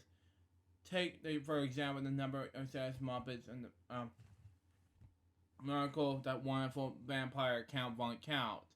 Head writer Norman Stiles came forward with the idea for the Dracula who carves Count within the same single focus passion that drives Cookie Monster. The builders, the builders in the Henson workshop gave him the Count lavender fur skin, bat-shaped ears, a flat black hairpiece, and a red spade tongue outfitted him in the cape former wear. Puppeteer Jerry Nelson provided all this rest. Norman came in to me one day and to say he was working the vampire character with Jones from Count, the most fabulous Dracula, Belka, Lucasa provided the inspiration for the Count's exaggerated Eastern European accent, in which V's, I did not know what that was going on to reading, but anyway, are pronounced as W's, and vice versa, about the Count Wedgeables. Count Von Count would say, making an interest that to fear organ music, lightning flashes and thunder cracks. Nelson said he was played the Count as scarier epic when the character debuted in 1972. As years passed, the character became Sesame Street's bad but begotten uncle. Some first-generation viewers didn't get the rush to take off until they were old enough to, next page, watch late-night horror movies and recognize the sound of a pipe organ, villainous laugh, and distant accent. Another memorable debut was a tunning elephant wonder that the anonymous Snuffleupagus, a towering full-size Muppet that takes two puppeteers to operate, front and rear, like an old-time costume from the barnyard horse. Donkey Singer said that she believed the idea of Mr. Snuffleupagus began with a Henson sketch. She and longtime writer Joey Guest agreed that the character will always emerge as a Big Bird's imaginary friend. It was sad, not saying imaginary, it was good, but anyway. A fine idea where it lasted. Snuffy looked like a woolly mammoth whose tucks hadn't grown yet. He was designed with wide, moony eyes, with luxurious lashes, and an snuffle, four-length appendage that he used to conduct music and blow-dry his shaggy coat. In the early years, sounding Snuffy was the less cosmic Eeyore from Winnie the Pooh, a slow-motion gathering cave dweller whose signature phrase was, "Oh dear." Nelson provided the original voice, while tassing up the rear and Lasky puppeteer just out of his teens. A gung-ho guy who was only too happy to assume the political really demanding task. Nelson first spied Richard Hunt during the trade workshops with the Great Santa Claus Switch. A CBS children's special featuring the Muppets. Jim had a video camera set up so the trainees could practice in front of the monitor, which provides a mirror image. He said, "It's the opposite of what you think.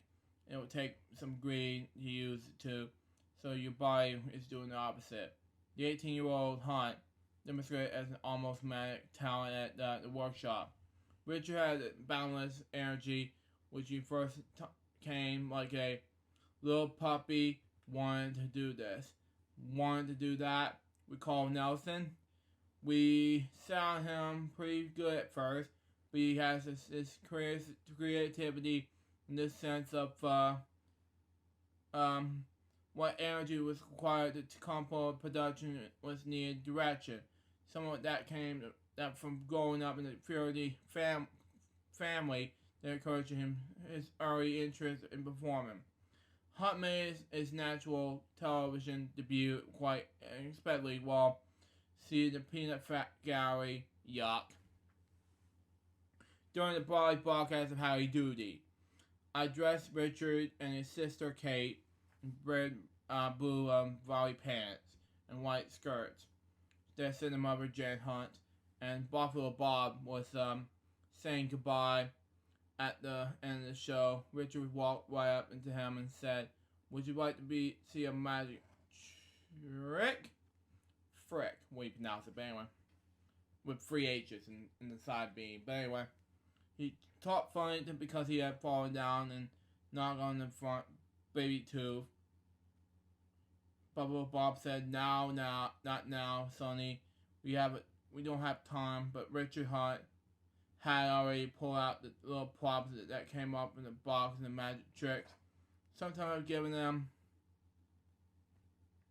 and just as insistent that the show was about to fade to black. Richard completed the trick. It was like an advocate, please and thank you poof. But he was born in the Bronx.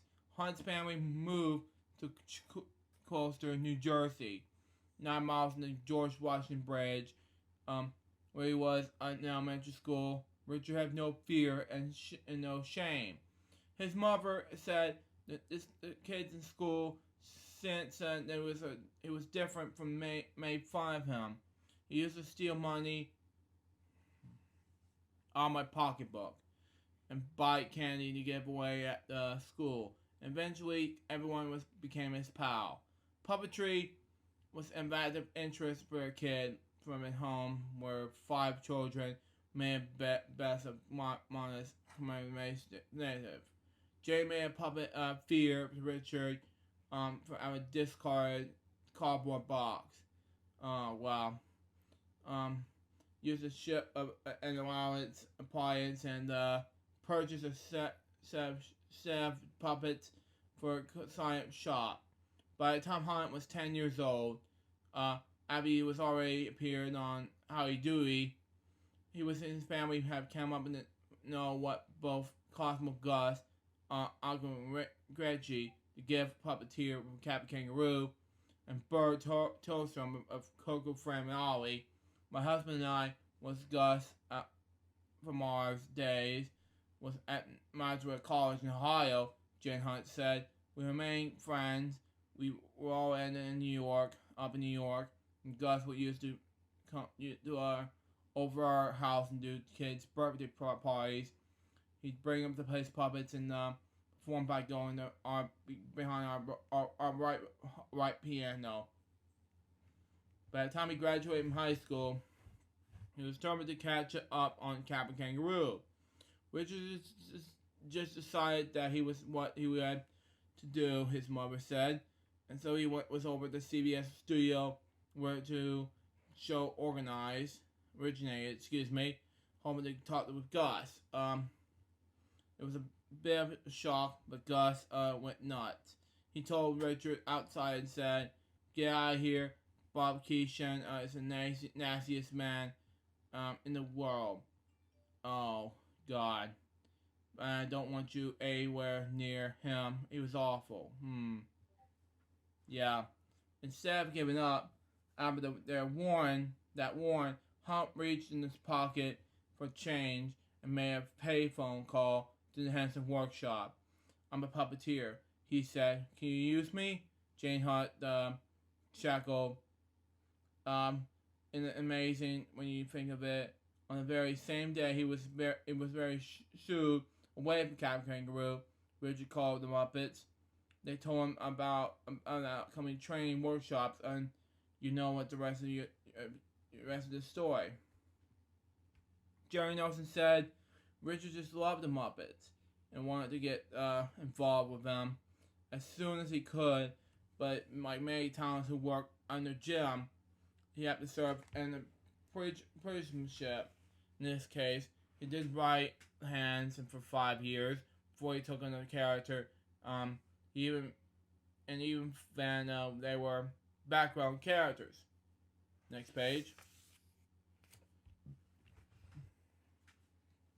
When this chance came, Hunt pent up a passion to form could hardly be restrained. The list of characters he talked on includes the following. Number 1.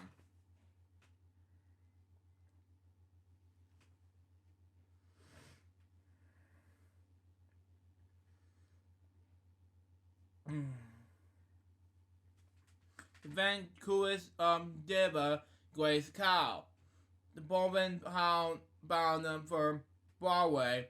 In the earlier periods, Grace provided the punchline into the Sesame Street Newsflash update on Salvador correspondent baby, Prince Charming. After trying the glass slipper on the three wicked stepsisters and Cinderella, the siblings summoned Grace from their cottage. Her hoop is a perfect fit, and Charming is Buffalo. Wow. Number 2, Forgetful Jones, the similar cowboy who couldn't shoot straight or, for the matter, keep everything straight. In the movie remake of Oklahoma, directed by Carmet and the Barrett, Forgetful keeps muffling the opening number, replacing that stretch of R.O. In the opening bars with a series of incorrect vowels, he sings, I Oklahoma. And of course, lines of cows and horses chopping time, with each blind to take Oklahoma, followed by Oklahoma.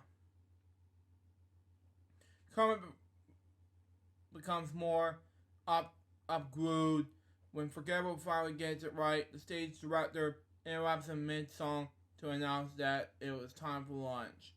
Number 3, Spinelli playing composer Don Music, a talented artist who conducted seriously needed assistance with lyrics from Kermit to complete an assignment.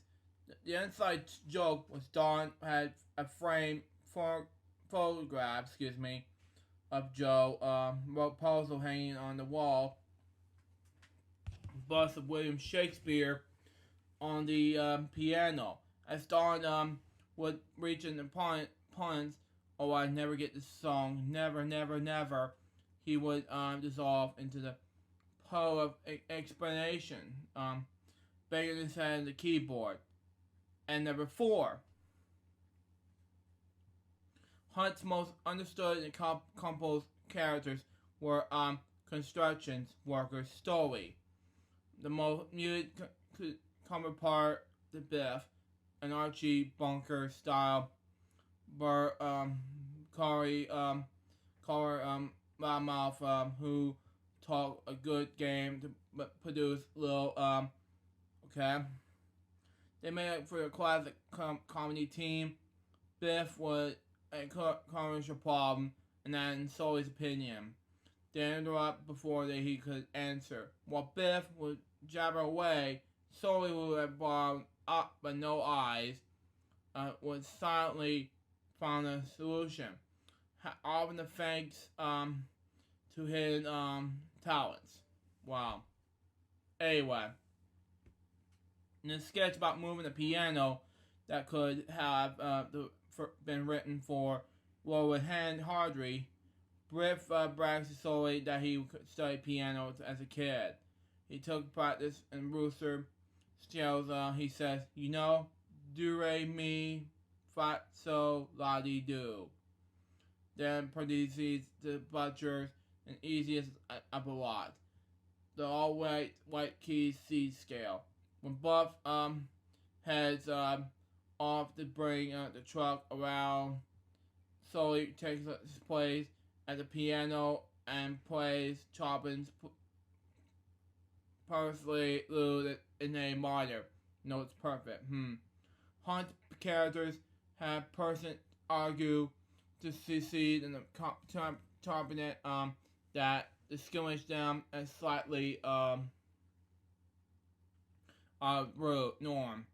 They build the screen with attitude and experiments with that assistance from the writing staff and that look for to use and hunt for wherever and however possible. He was impossible to ignore or resist. He was just Zangzi's guy, who was so much to be around, said Ted May, a longtime director of Sesame Street. To May's astonishment, Hunt was ignored his script during downtime between segments while others studied their upcoming lines. Hunt would continue reading the New York Times as director, counting down the seconds, dropping it with just enough time to grab his puppet and hit his mark. He pulled it together and performed flawlessly. Whatever children were on set, Hunt was seeking them out. Richard was wonderful to Jason. Emily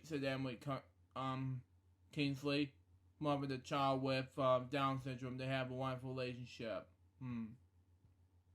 Mother designer Bonnie Egerson said Richard was a master of the grand gesture.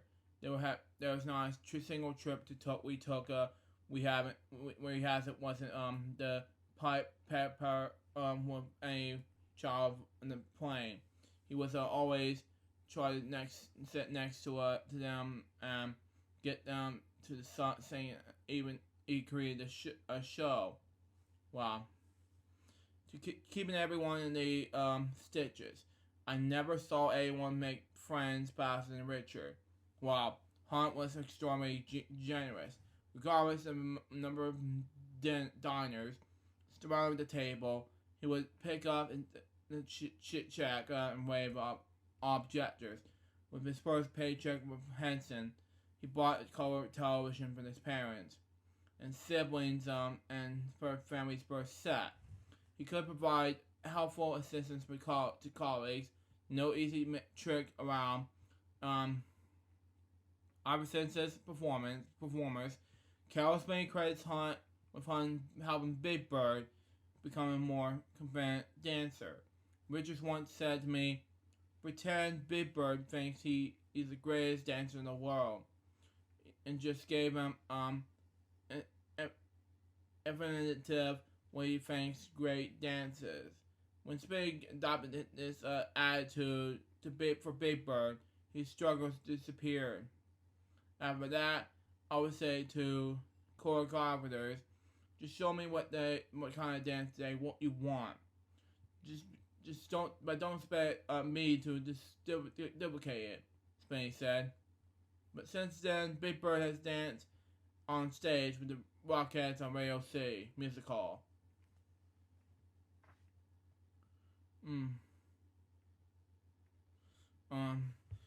While he said, he had a famously generous personality, Hunt was no angel. In fact, his mother would adore him as much as he adored her. Said Richards could be a son of a B word, I'm not going to say. His critical comments often went unfair, but like insect bites. Their sting never lasted long. He ran enormously late, a gradually stint in the business where time is money. He could be downright nasty to people who didn't feel accepting. Next page. Anyway, Richard hated me at the beginning. I said Marty Robinson, who Hunt served as a term of at the hind hand of Mrs. Snuffleupagus. To him, I was just some new. I'm not gonna say the A word again, the white thing. Kid, a new mother geek who was wet behind the ears, and a totally suspicious newcomer. He was a guy who had paid his dues, and he took expression to anyone coming in and has been expecting anything more than that was just who you got. Well, he didn't expect you. He just tortured you on the set. It was nothing underhand. In fact, it was always all been the show. And out there, excuse me, and always with a certain amount of humor. He became in the show, and with an ego and all, with an attitude where you couldn't be as funny and always come these other guys. He'll be tear you apart. Wow, people will say to themselves, "Hey, I'm a good puppeteer. Why am I doing my right hands?" And he would say. And I'm not going to say the F you word. I'm not going to say. I did right hands for 8 years before they put on the puppet on me. Yeah. Exactly. It's a swear type of word. Yeah, exactly. Do you want me to do right hands for 8 years? Yeah, exactly. There is large but necessary task of operating the rod that controls the arm and of the character that is not being called by the main performer. It's called working the right hand. It is a rite of passage and preparing Muppeteers must endure. The permanent that one day led to a character that they're of their own to perform. They Robinson carefully observed Hunt for a year at a distance. Richard was experienced and a big guy. The crew adored him. They knew that when he stepped into the studio, somebody was going to be made fun of. No one was safe around Richard, including Jim. He would then edit his opinions, and I'm not sure what they deserve politically. Wow. Never let people think marvelous thoughts about themselves. Wow. He was always around to remind you where he came from. He always told Jim the truth. When it wasn't painful, Jim would be surrounded by people who were always saying, "Yeah, great idea, brilliant." Richard was all one who was saying, "What are you doing?" It was what you want. It would call him all stuff as devil's advocate. And I felt worried for Jim and Richard Hunt at this point. Yeah, it was sad. It's been recalled that Hunt at times would tease Jim to the point where it was embarrassing. Jim would walk across the set and Richard would say out loud in front of me, "Here comes the rich and I'm not going to say the B word, millionaire." I don't know why he would say stuff like that. Sometimes my wife and I would look at him and say, "What's wrong with you?" A breakthrough in Robinson's relationship with Hunt came after a year. When Hunt attended a performance in Little Shops of Horrors, the deliciously twisted stage adoption of Rogers' horror comedy from 1960, Robinson, a puppeteer as well as performer, had created the outrageous man-eating plant Audrey II, a saddle since stealer of the off-Broadway musical. Robinson was unseen migrant behind Audrey II. Which starts in the spell, and after developing a number of human victims grow more than 2 stories tall. In this New York Times tech review, Mel Gosel refers to Robinson's creations as pistol-packing vampire. Wow. It was sad. Richard loved musical theater, Robinson said. And when he learned that I was doing something that was totally separate from the Muppets, sometimes it was totally appreciated. Then I was starting to be okay. It helped that I was my girlfriend at the time that was Ellen Green, who was the star of Little Shop. He adored her, and we as well all did. And he and Helen went on to become very close. Wow. During the period when Richardson was playing front and Snuffy, the writers created a puppy love storyline from him. It was art imitating life. And as a puppeteer had been a big crush on Sonia Mazzano as Snuffy did on Maria. I was able to work on feelings from Snuffy, Robinson said. There were some really nice scripts, but love were on Snuffy, and wasn't much of a stretch for me to play. We have crushes on her. Robinson's known head and rod puppet rose out of the description.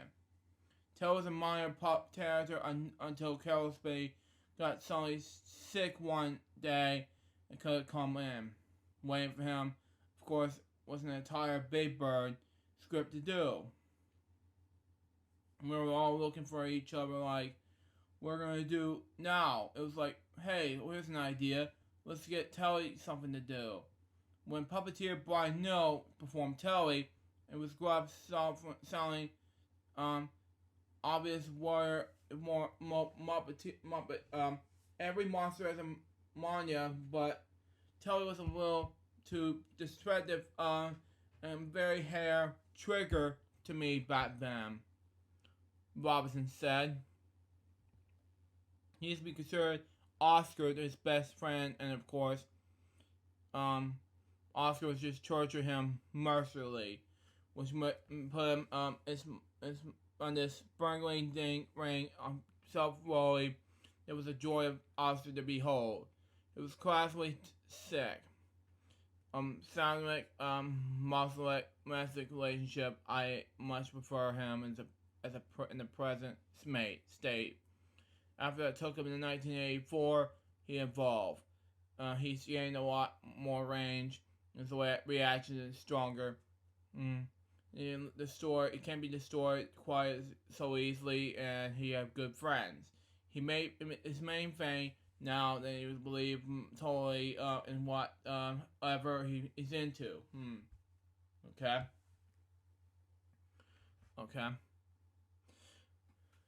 And it can turn onto the dime, and that doesn't really what he was feeling before. And it could go from the great joy to the great sorrow, and it was all totally genuine.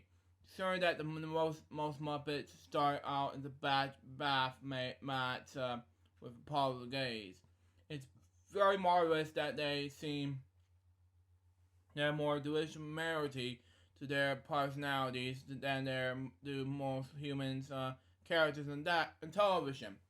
That richness of characterization dates back to Jim and Jane Henson on their knees at WRC in Washington back in the days when the radio stations that were fuzzy and the home and screen. Color spectrum was gray, black, and white. They understood that viewers would spend their scenes of disbelief, and they saw pieces, next page, of himself in their characters. Wow. I did not know that. Forgetful Joe was forever. He was forever funny. It was a regardable as elderly neighbor next door who always seemed surprised when the paper boy came to collect on Fridays. The count is an author of need who doesn't tell you fretted. Oscar coveted early tease, and Bert was anal, and Grover, like most of us, was, if not always, a superhero, certainly above average. There's a brief period during when Cookie Monsters have neither an obsession nor a permanent name. When he was at when he had when he did have a Muppet Acres, Hanson's characters bore a resemblance to a bottomless stack of googly eyes. The first Cookie lookalike was used in 1966 TV ad for some crunchy snacks called Wheels, Clouds, and Fruits. The spots never ran, and the snacking puppets, known as Wheel Stealer, went into hibernation for a year. He merged first into the IBM train film entitled The Coffee Breaking Machine, and then later on the Ed Sullivan Show as a sawtooth monster, who is a curious as he is virtuous. Instead of virtually as my piece of scientific equipment that only a government technician could love. The monster decides to eat it, component by component. It's still swallowing the recorded analyze program readout, which continues to drown in its inside his belly. That we learned the machine is programmed to self-destruct. It's a transition on the Welkins coffee commercials.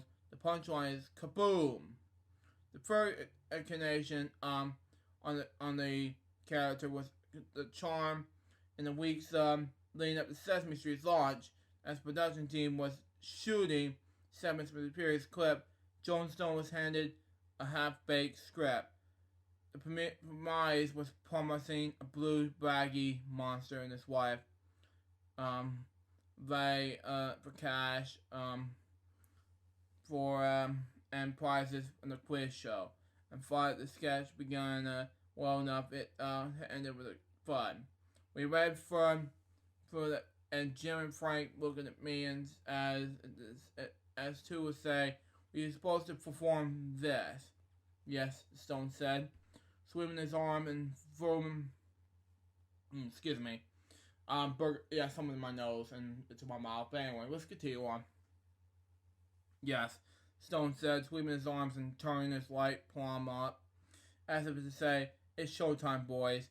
Stone knew if we could implement an ending Hanson and Oz was down rebellious, and so again, we start with forwardness of the man who would once type a makeshift resume on the Manhattan sidewalk would put on the test.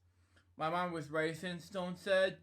"In depression, I blurted, okay, here's what we can do.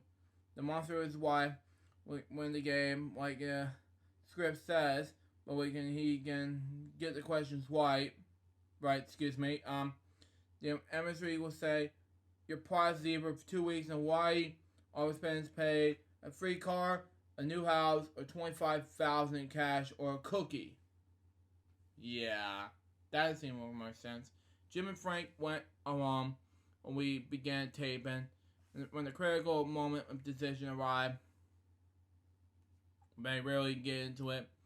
The husband, monster, was charged by the Empress offer. He looked into his wife and vented to having the sentence and growled in the monstery voice, "Oh boy, tough choice." Van using what become Cookie Monster's Tarzan in the Jungle speech pattern. Emulating articles and something to me for I am the husband turned into a spouse. "You probably want house and car, right?" "Yeah, I agree." "Well, yes, dear," the wife patiently responded. "But you know how you like your cookies," Stone said. The monster growled for another moment, and you could almost hear the gears grating in his shaggy head. Then he raised himself verse full high and below his decision. Cookie! At the moment a star was born, Stone said. Wow. Well behaved. If someone's instance exists, children got Cookie Monster immediately. After all, he was like him. All his Marina was not stop him for caring about someone else, said Norman Stiles, a two-time Sesame Street head writer who began in 1973. He's not going to knock over anybody to get a cookie. He's going to try to get around for him to get a cookie. He's going to beg for a cookie. Around adults recognize the Cookie Monster their own single mind quest to satisfy needs. The ID for all its me, now. Orally, it's in fact during one of the annual Sesame Street's rap parties, outrageous affairs all, the puppeteers introduced Nookie Monster, a dangerous reference whose instance carrying had nothing to do with snickerdoodles. Wow. Technically, Roosevelt Franklin's skin was marvelous, and anyone with a color television during the early years of Sesame Street can have told you. But the heirs of Muppets, who had a wild explosion of Don King hair and often spoken rhyme, was joyfully, virtually and supposedly black. Roosevelt was added to a season 2 and to answer criticism from some members of the black community for that the Muppets of Sesame Street lacked soul. In the James Bond sense of the word. Wow. Excuse me. They also argued that any show dress directed at the Earthy would be no-friend and perhaps followed without a stir of black humor, idioms, and virtue. And so, with a push from Matt Robinson, who created the character, a series of classroom scenes were flashing around the child, so clever and advanced that they named the school after him. Dialogue and song lyrics to Roosevelt describing Look magazine as a 90-degree black boy with, next page, remarkable mother and bullies on this block. Ridiculously, unmistakably, unapologetically, untuned to the street. In Newsweek's 1970 cover story of Sesame Street, executive producer Dave Connell said, Roosevelt Franklin is certainly not a white kid hiding in black skin. We do black humor, just like Irish humor and Jewish humor. Yeah, I agree with that. But anyway, it'll be personalizing not to do it. Matt created this special group of black puppet children led by a fiercely funny Roosevelt, Jed Stone. His buddies his name like Sam, Solomon Brown, and hardhead Henry Harris, and always referred to each other by his entire names. Matt has a great ear for the semblance and flow of the black speech, as well as a unique comic gift. Wrote most of the scripts for these sketches and supplied these voice of Roosevelt. Each of the bits would open with a shot of an imposing school's country yard. Courtyard, excuse me. Which look like a minimum sectarian prison.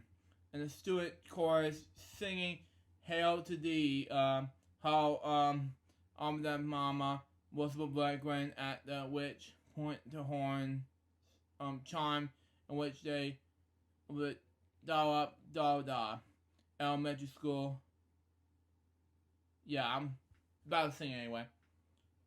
Hail to Thee, Alabama mama was but Franklin, in which point out the horns chimes, in which elementary school. But anyway.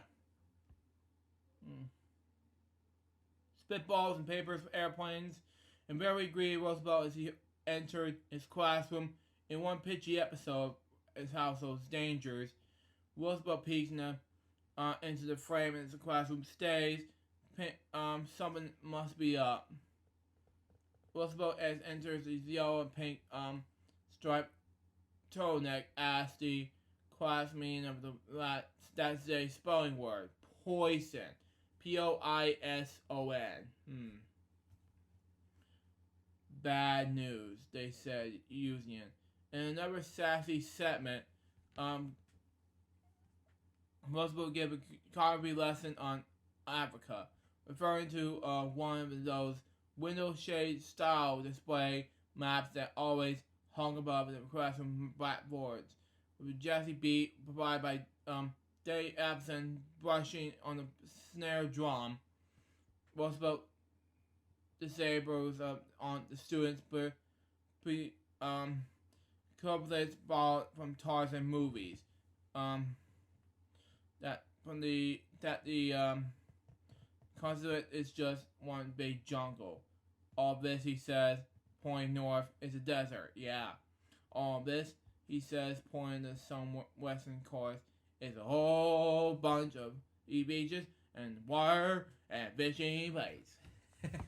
Yeah, I'm being so silly today. But anyway, all these, he said, are big cities with buildings and lakes and parks and schools. And the rest of us says, and up in their oil, and students call it, and response said, Sal repeats, oil. And down here, there's diamonds. That's weird. Diamonds. And down here is gold. Gold. He finally turns into class and says, now, do you know what Africa looks like? Well, gold? Why did they have something? It's like, oh. Anyway, continue on.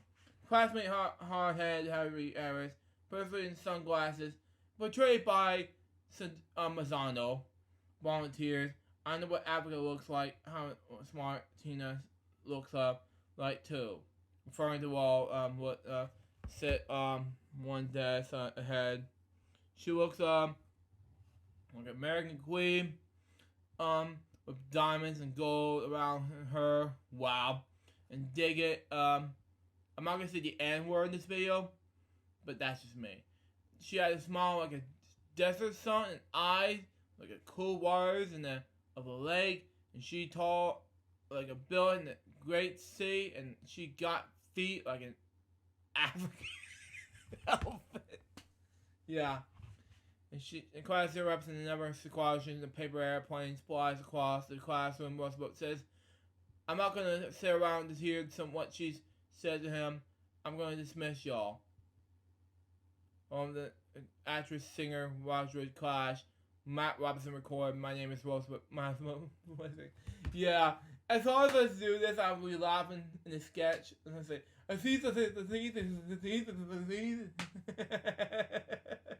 yeah, I'll continue on, but anyway. No P of original material, there included a black pride, conventional entitled The Skin I'm In. Matt Roosevelt Frank was extraordinarily proud of that character, said to Gloria Robinson, his wife at that time. Roosevelt was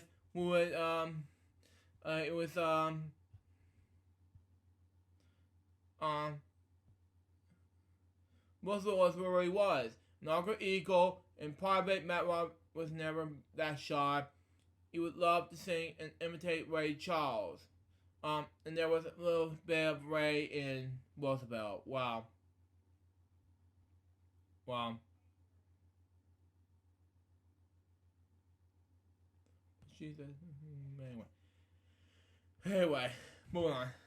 In the height of the character's popularity, however, objection began to arise over portrayer. Matt's pride and his rage and the anger was racism all comes out of Roosevelt. The chorus Robinson said. That's what those people heard an objection to. He was too black for them. There was often credible creative pressure with the workshop, Stone said. Several African American executives, probably Evelyn Davis, the Children's Social Workshop Vice President, and Rosie Horn, Administrator in the International Department, decided these characters portraying a stereotype and insisted on terminating them. And I felt worried for Matt Robinson at this point, but now he passed away in 2002, which is a shame. But anyway, Joan Cooney was brought caught in the middle. There was an argument about whether he should speak black English or not. Whether children should be taught the King's English, she said, above Roosevelt Franklin. But I understood the protest. I understood both sides. If Matt said it was okay, she's in the community would say it was okay, and white people said it was okay. And it's okay with me. I wasn't really comfortable, and I was amused. You couldn't help but laugh at them. We knew there was going to be a bit confidential. It seemed to go away for a while, but then we heard from Evelyn Davis, the Evelyn Davis, that is, from the upper middle class in the black community, through a small number of naysayers,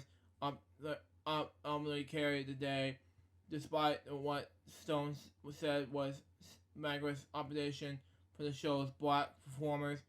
Conspicuous crashing was provided. Roosevelt Franklin bite the dust, he said. And I felt worried for Roosevelt Franklin. Dougie Singer, Simon Stone's head right hand, solicitation for what was a cave-in that threatened the territory, the independence of the very careers. Next page. Okay. Where are we here? Okay. Who gave the show opportunity and comedic standing in tune with the times in the beginning. We could take so it may more chances because nobody noticed us. So she said, we were new kid in town.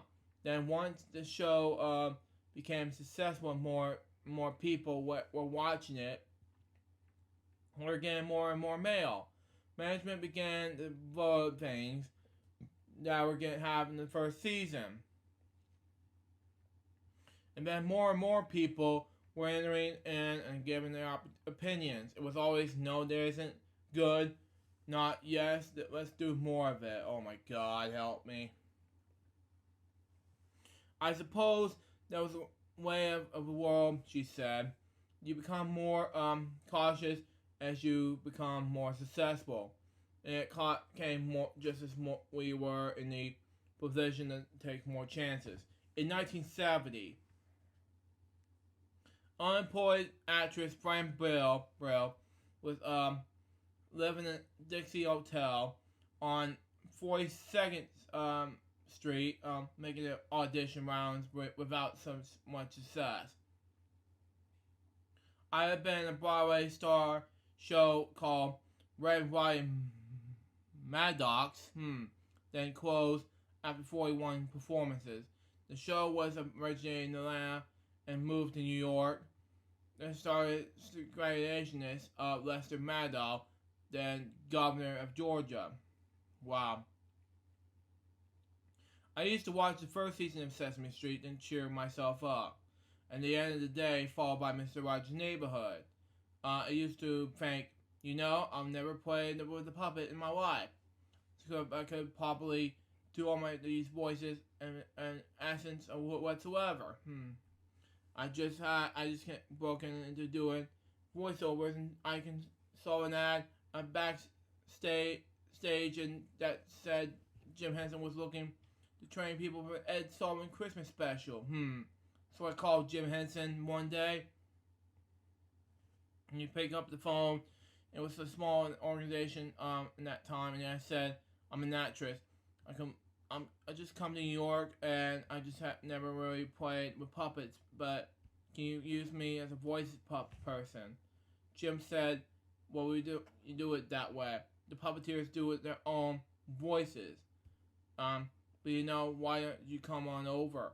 It was that incredibly casual and easy.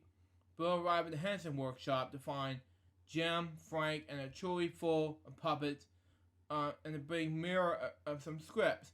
She said, we just play around with the puppets with the while, and something clicked. It was just one of those wacky things where somebody with absolutely no experience in the area got a break.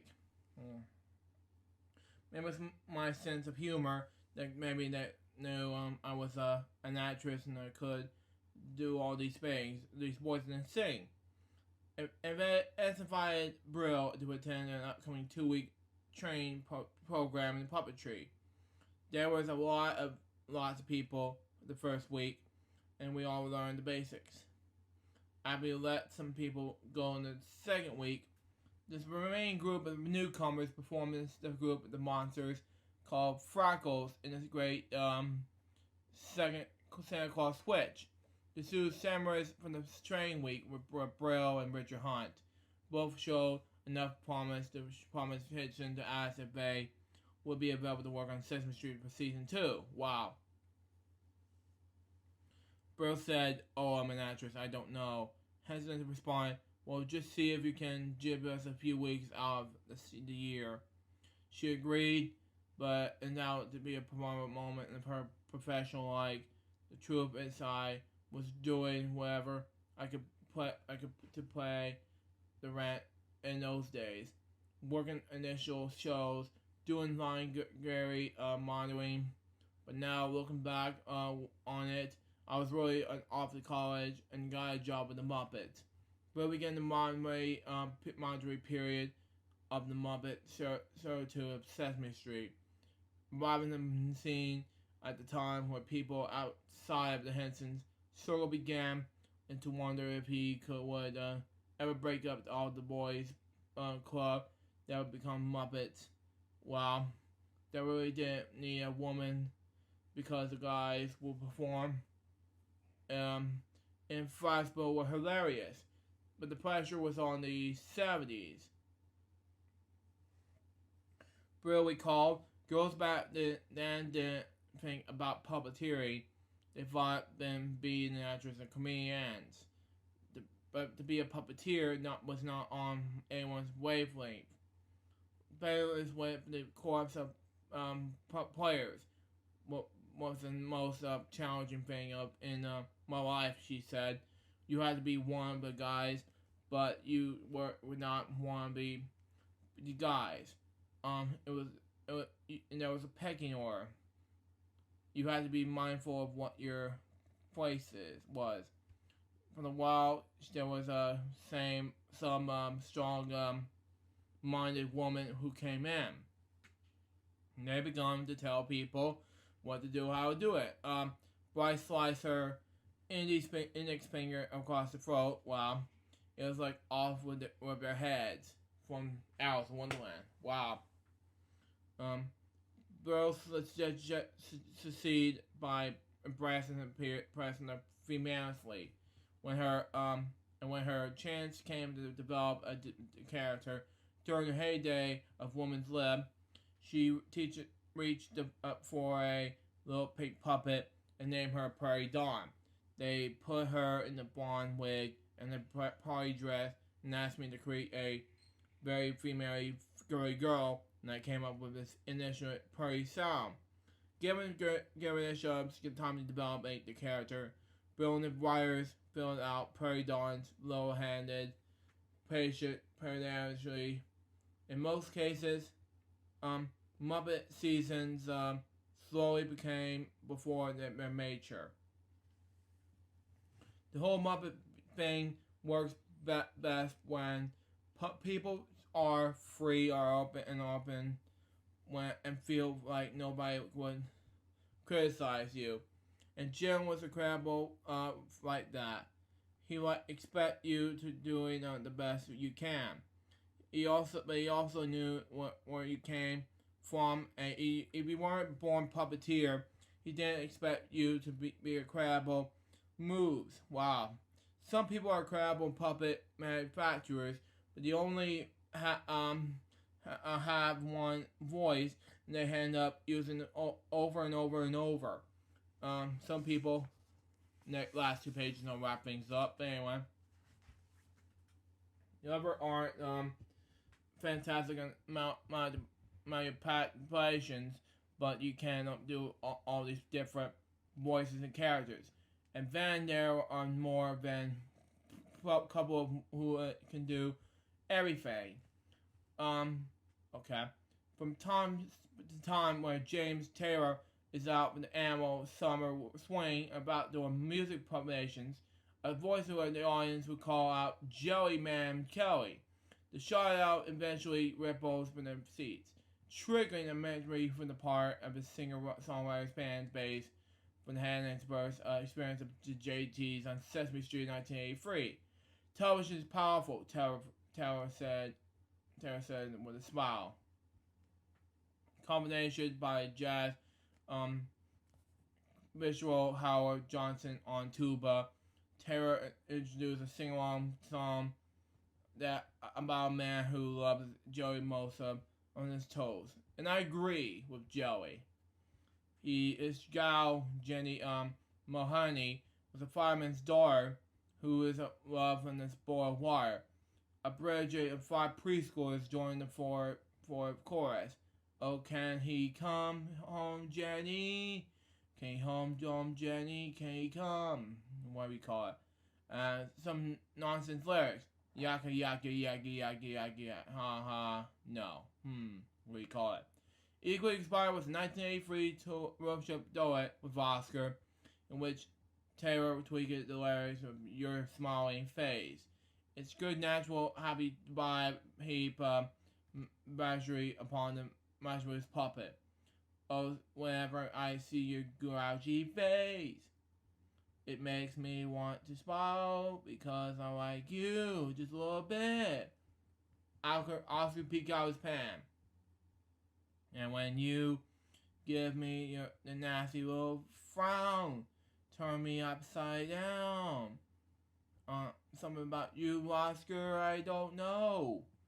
Isn't it all amazing that a grouch can make me feel this way? But a face looks like so rotten to be forgotten in a day. But it looks so rotten. Oscar picks up the reframe. I thought I saw silly smiles before from the folks downstairs at Hooper Store.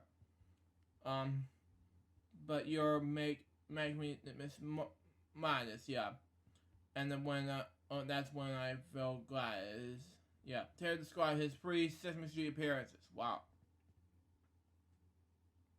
The thing is, cover of Grey Griffin of Carol Greens up the roof in the bands in 1983.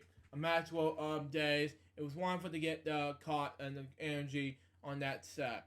In television, the relationship with the audience and subtract a scriptural thing, but because the creative team at Sesame Street somehow invaded a world, okay? The audience always seemed to be fair.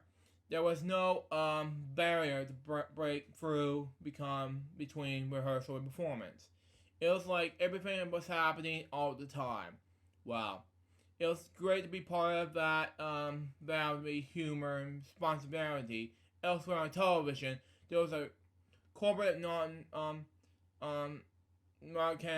that creep up and kill responsibility. Wow. Television doesn't trust spontaneity because it is not relatable. It's not a good thing. The wonder of Sesame Street that is I would never try up and wrap children up in the solo thing. Wow, Taylor said. It's as if the show wasn't being sane, came on and joined the real world. Wow. I did not know that. Helping children relate to that world. Whatever children's show ever dare to have characters like Bert, whose job is to be boring.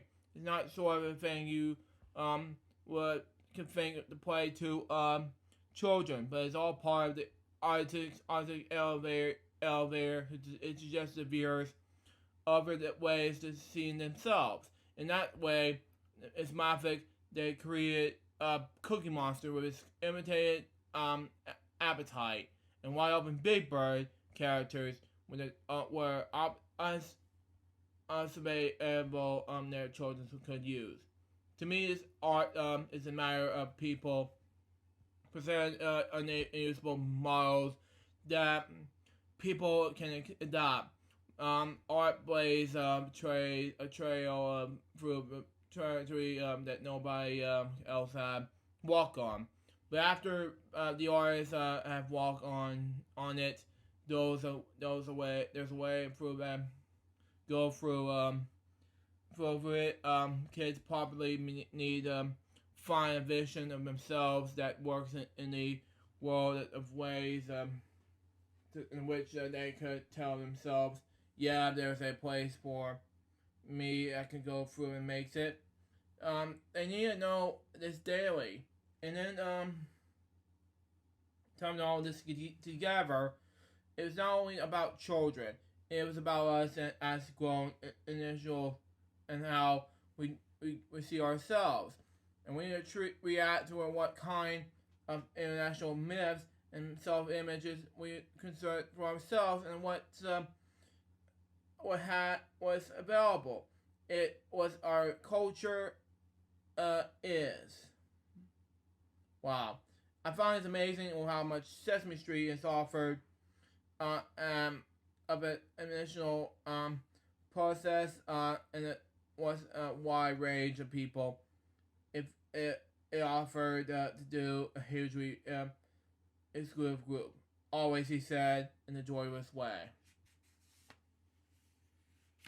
So that was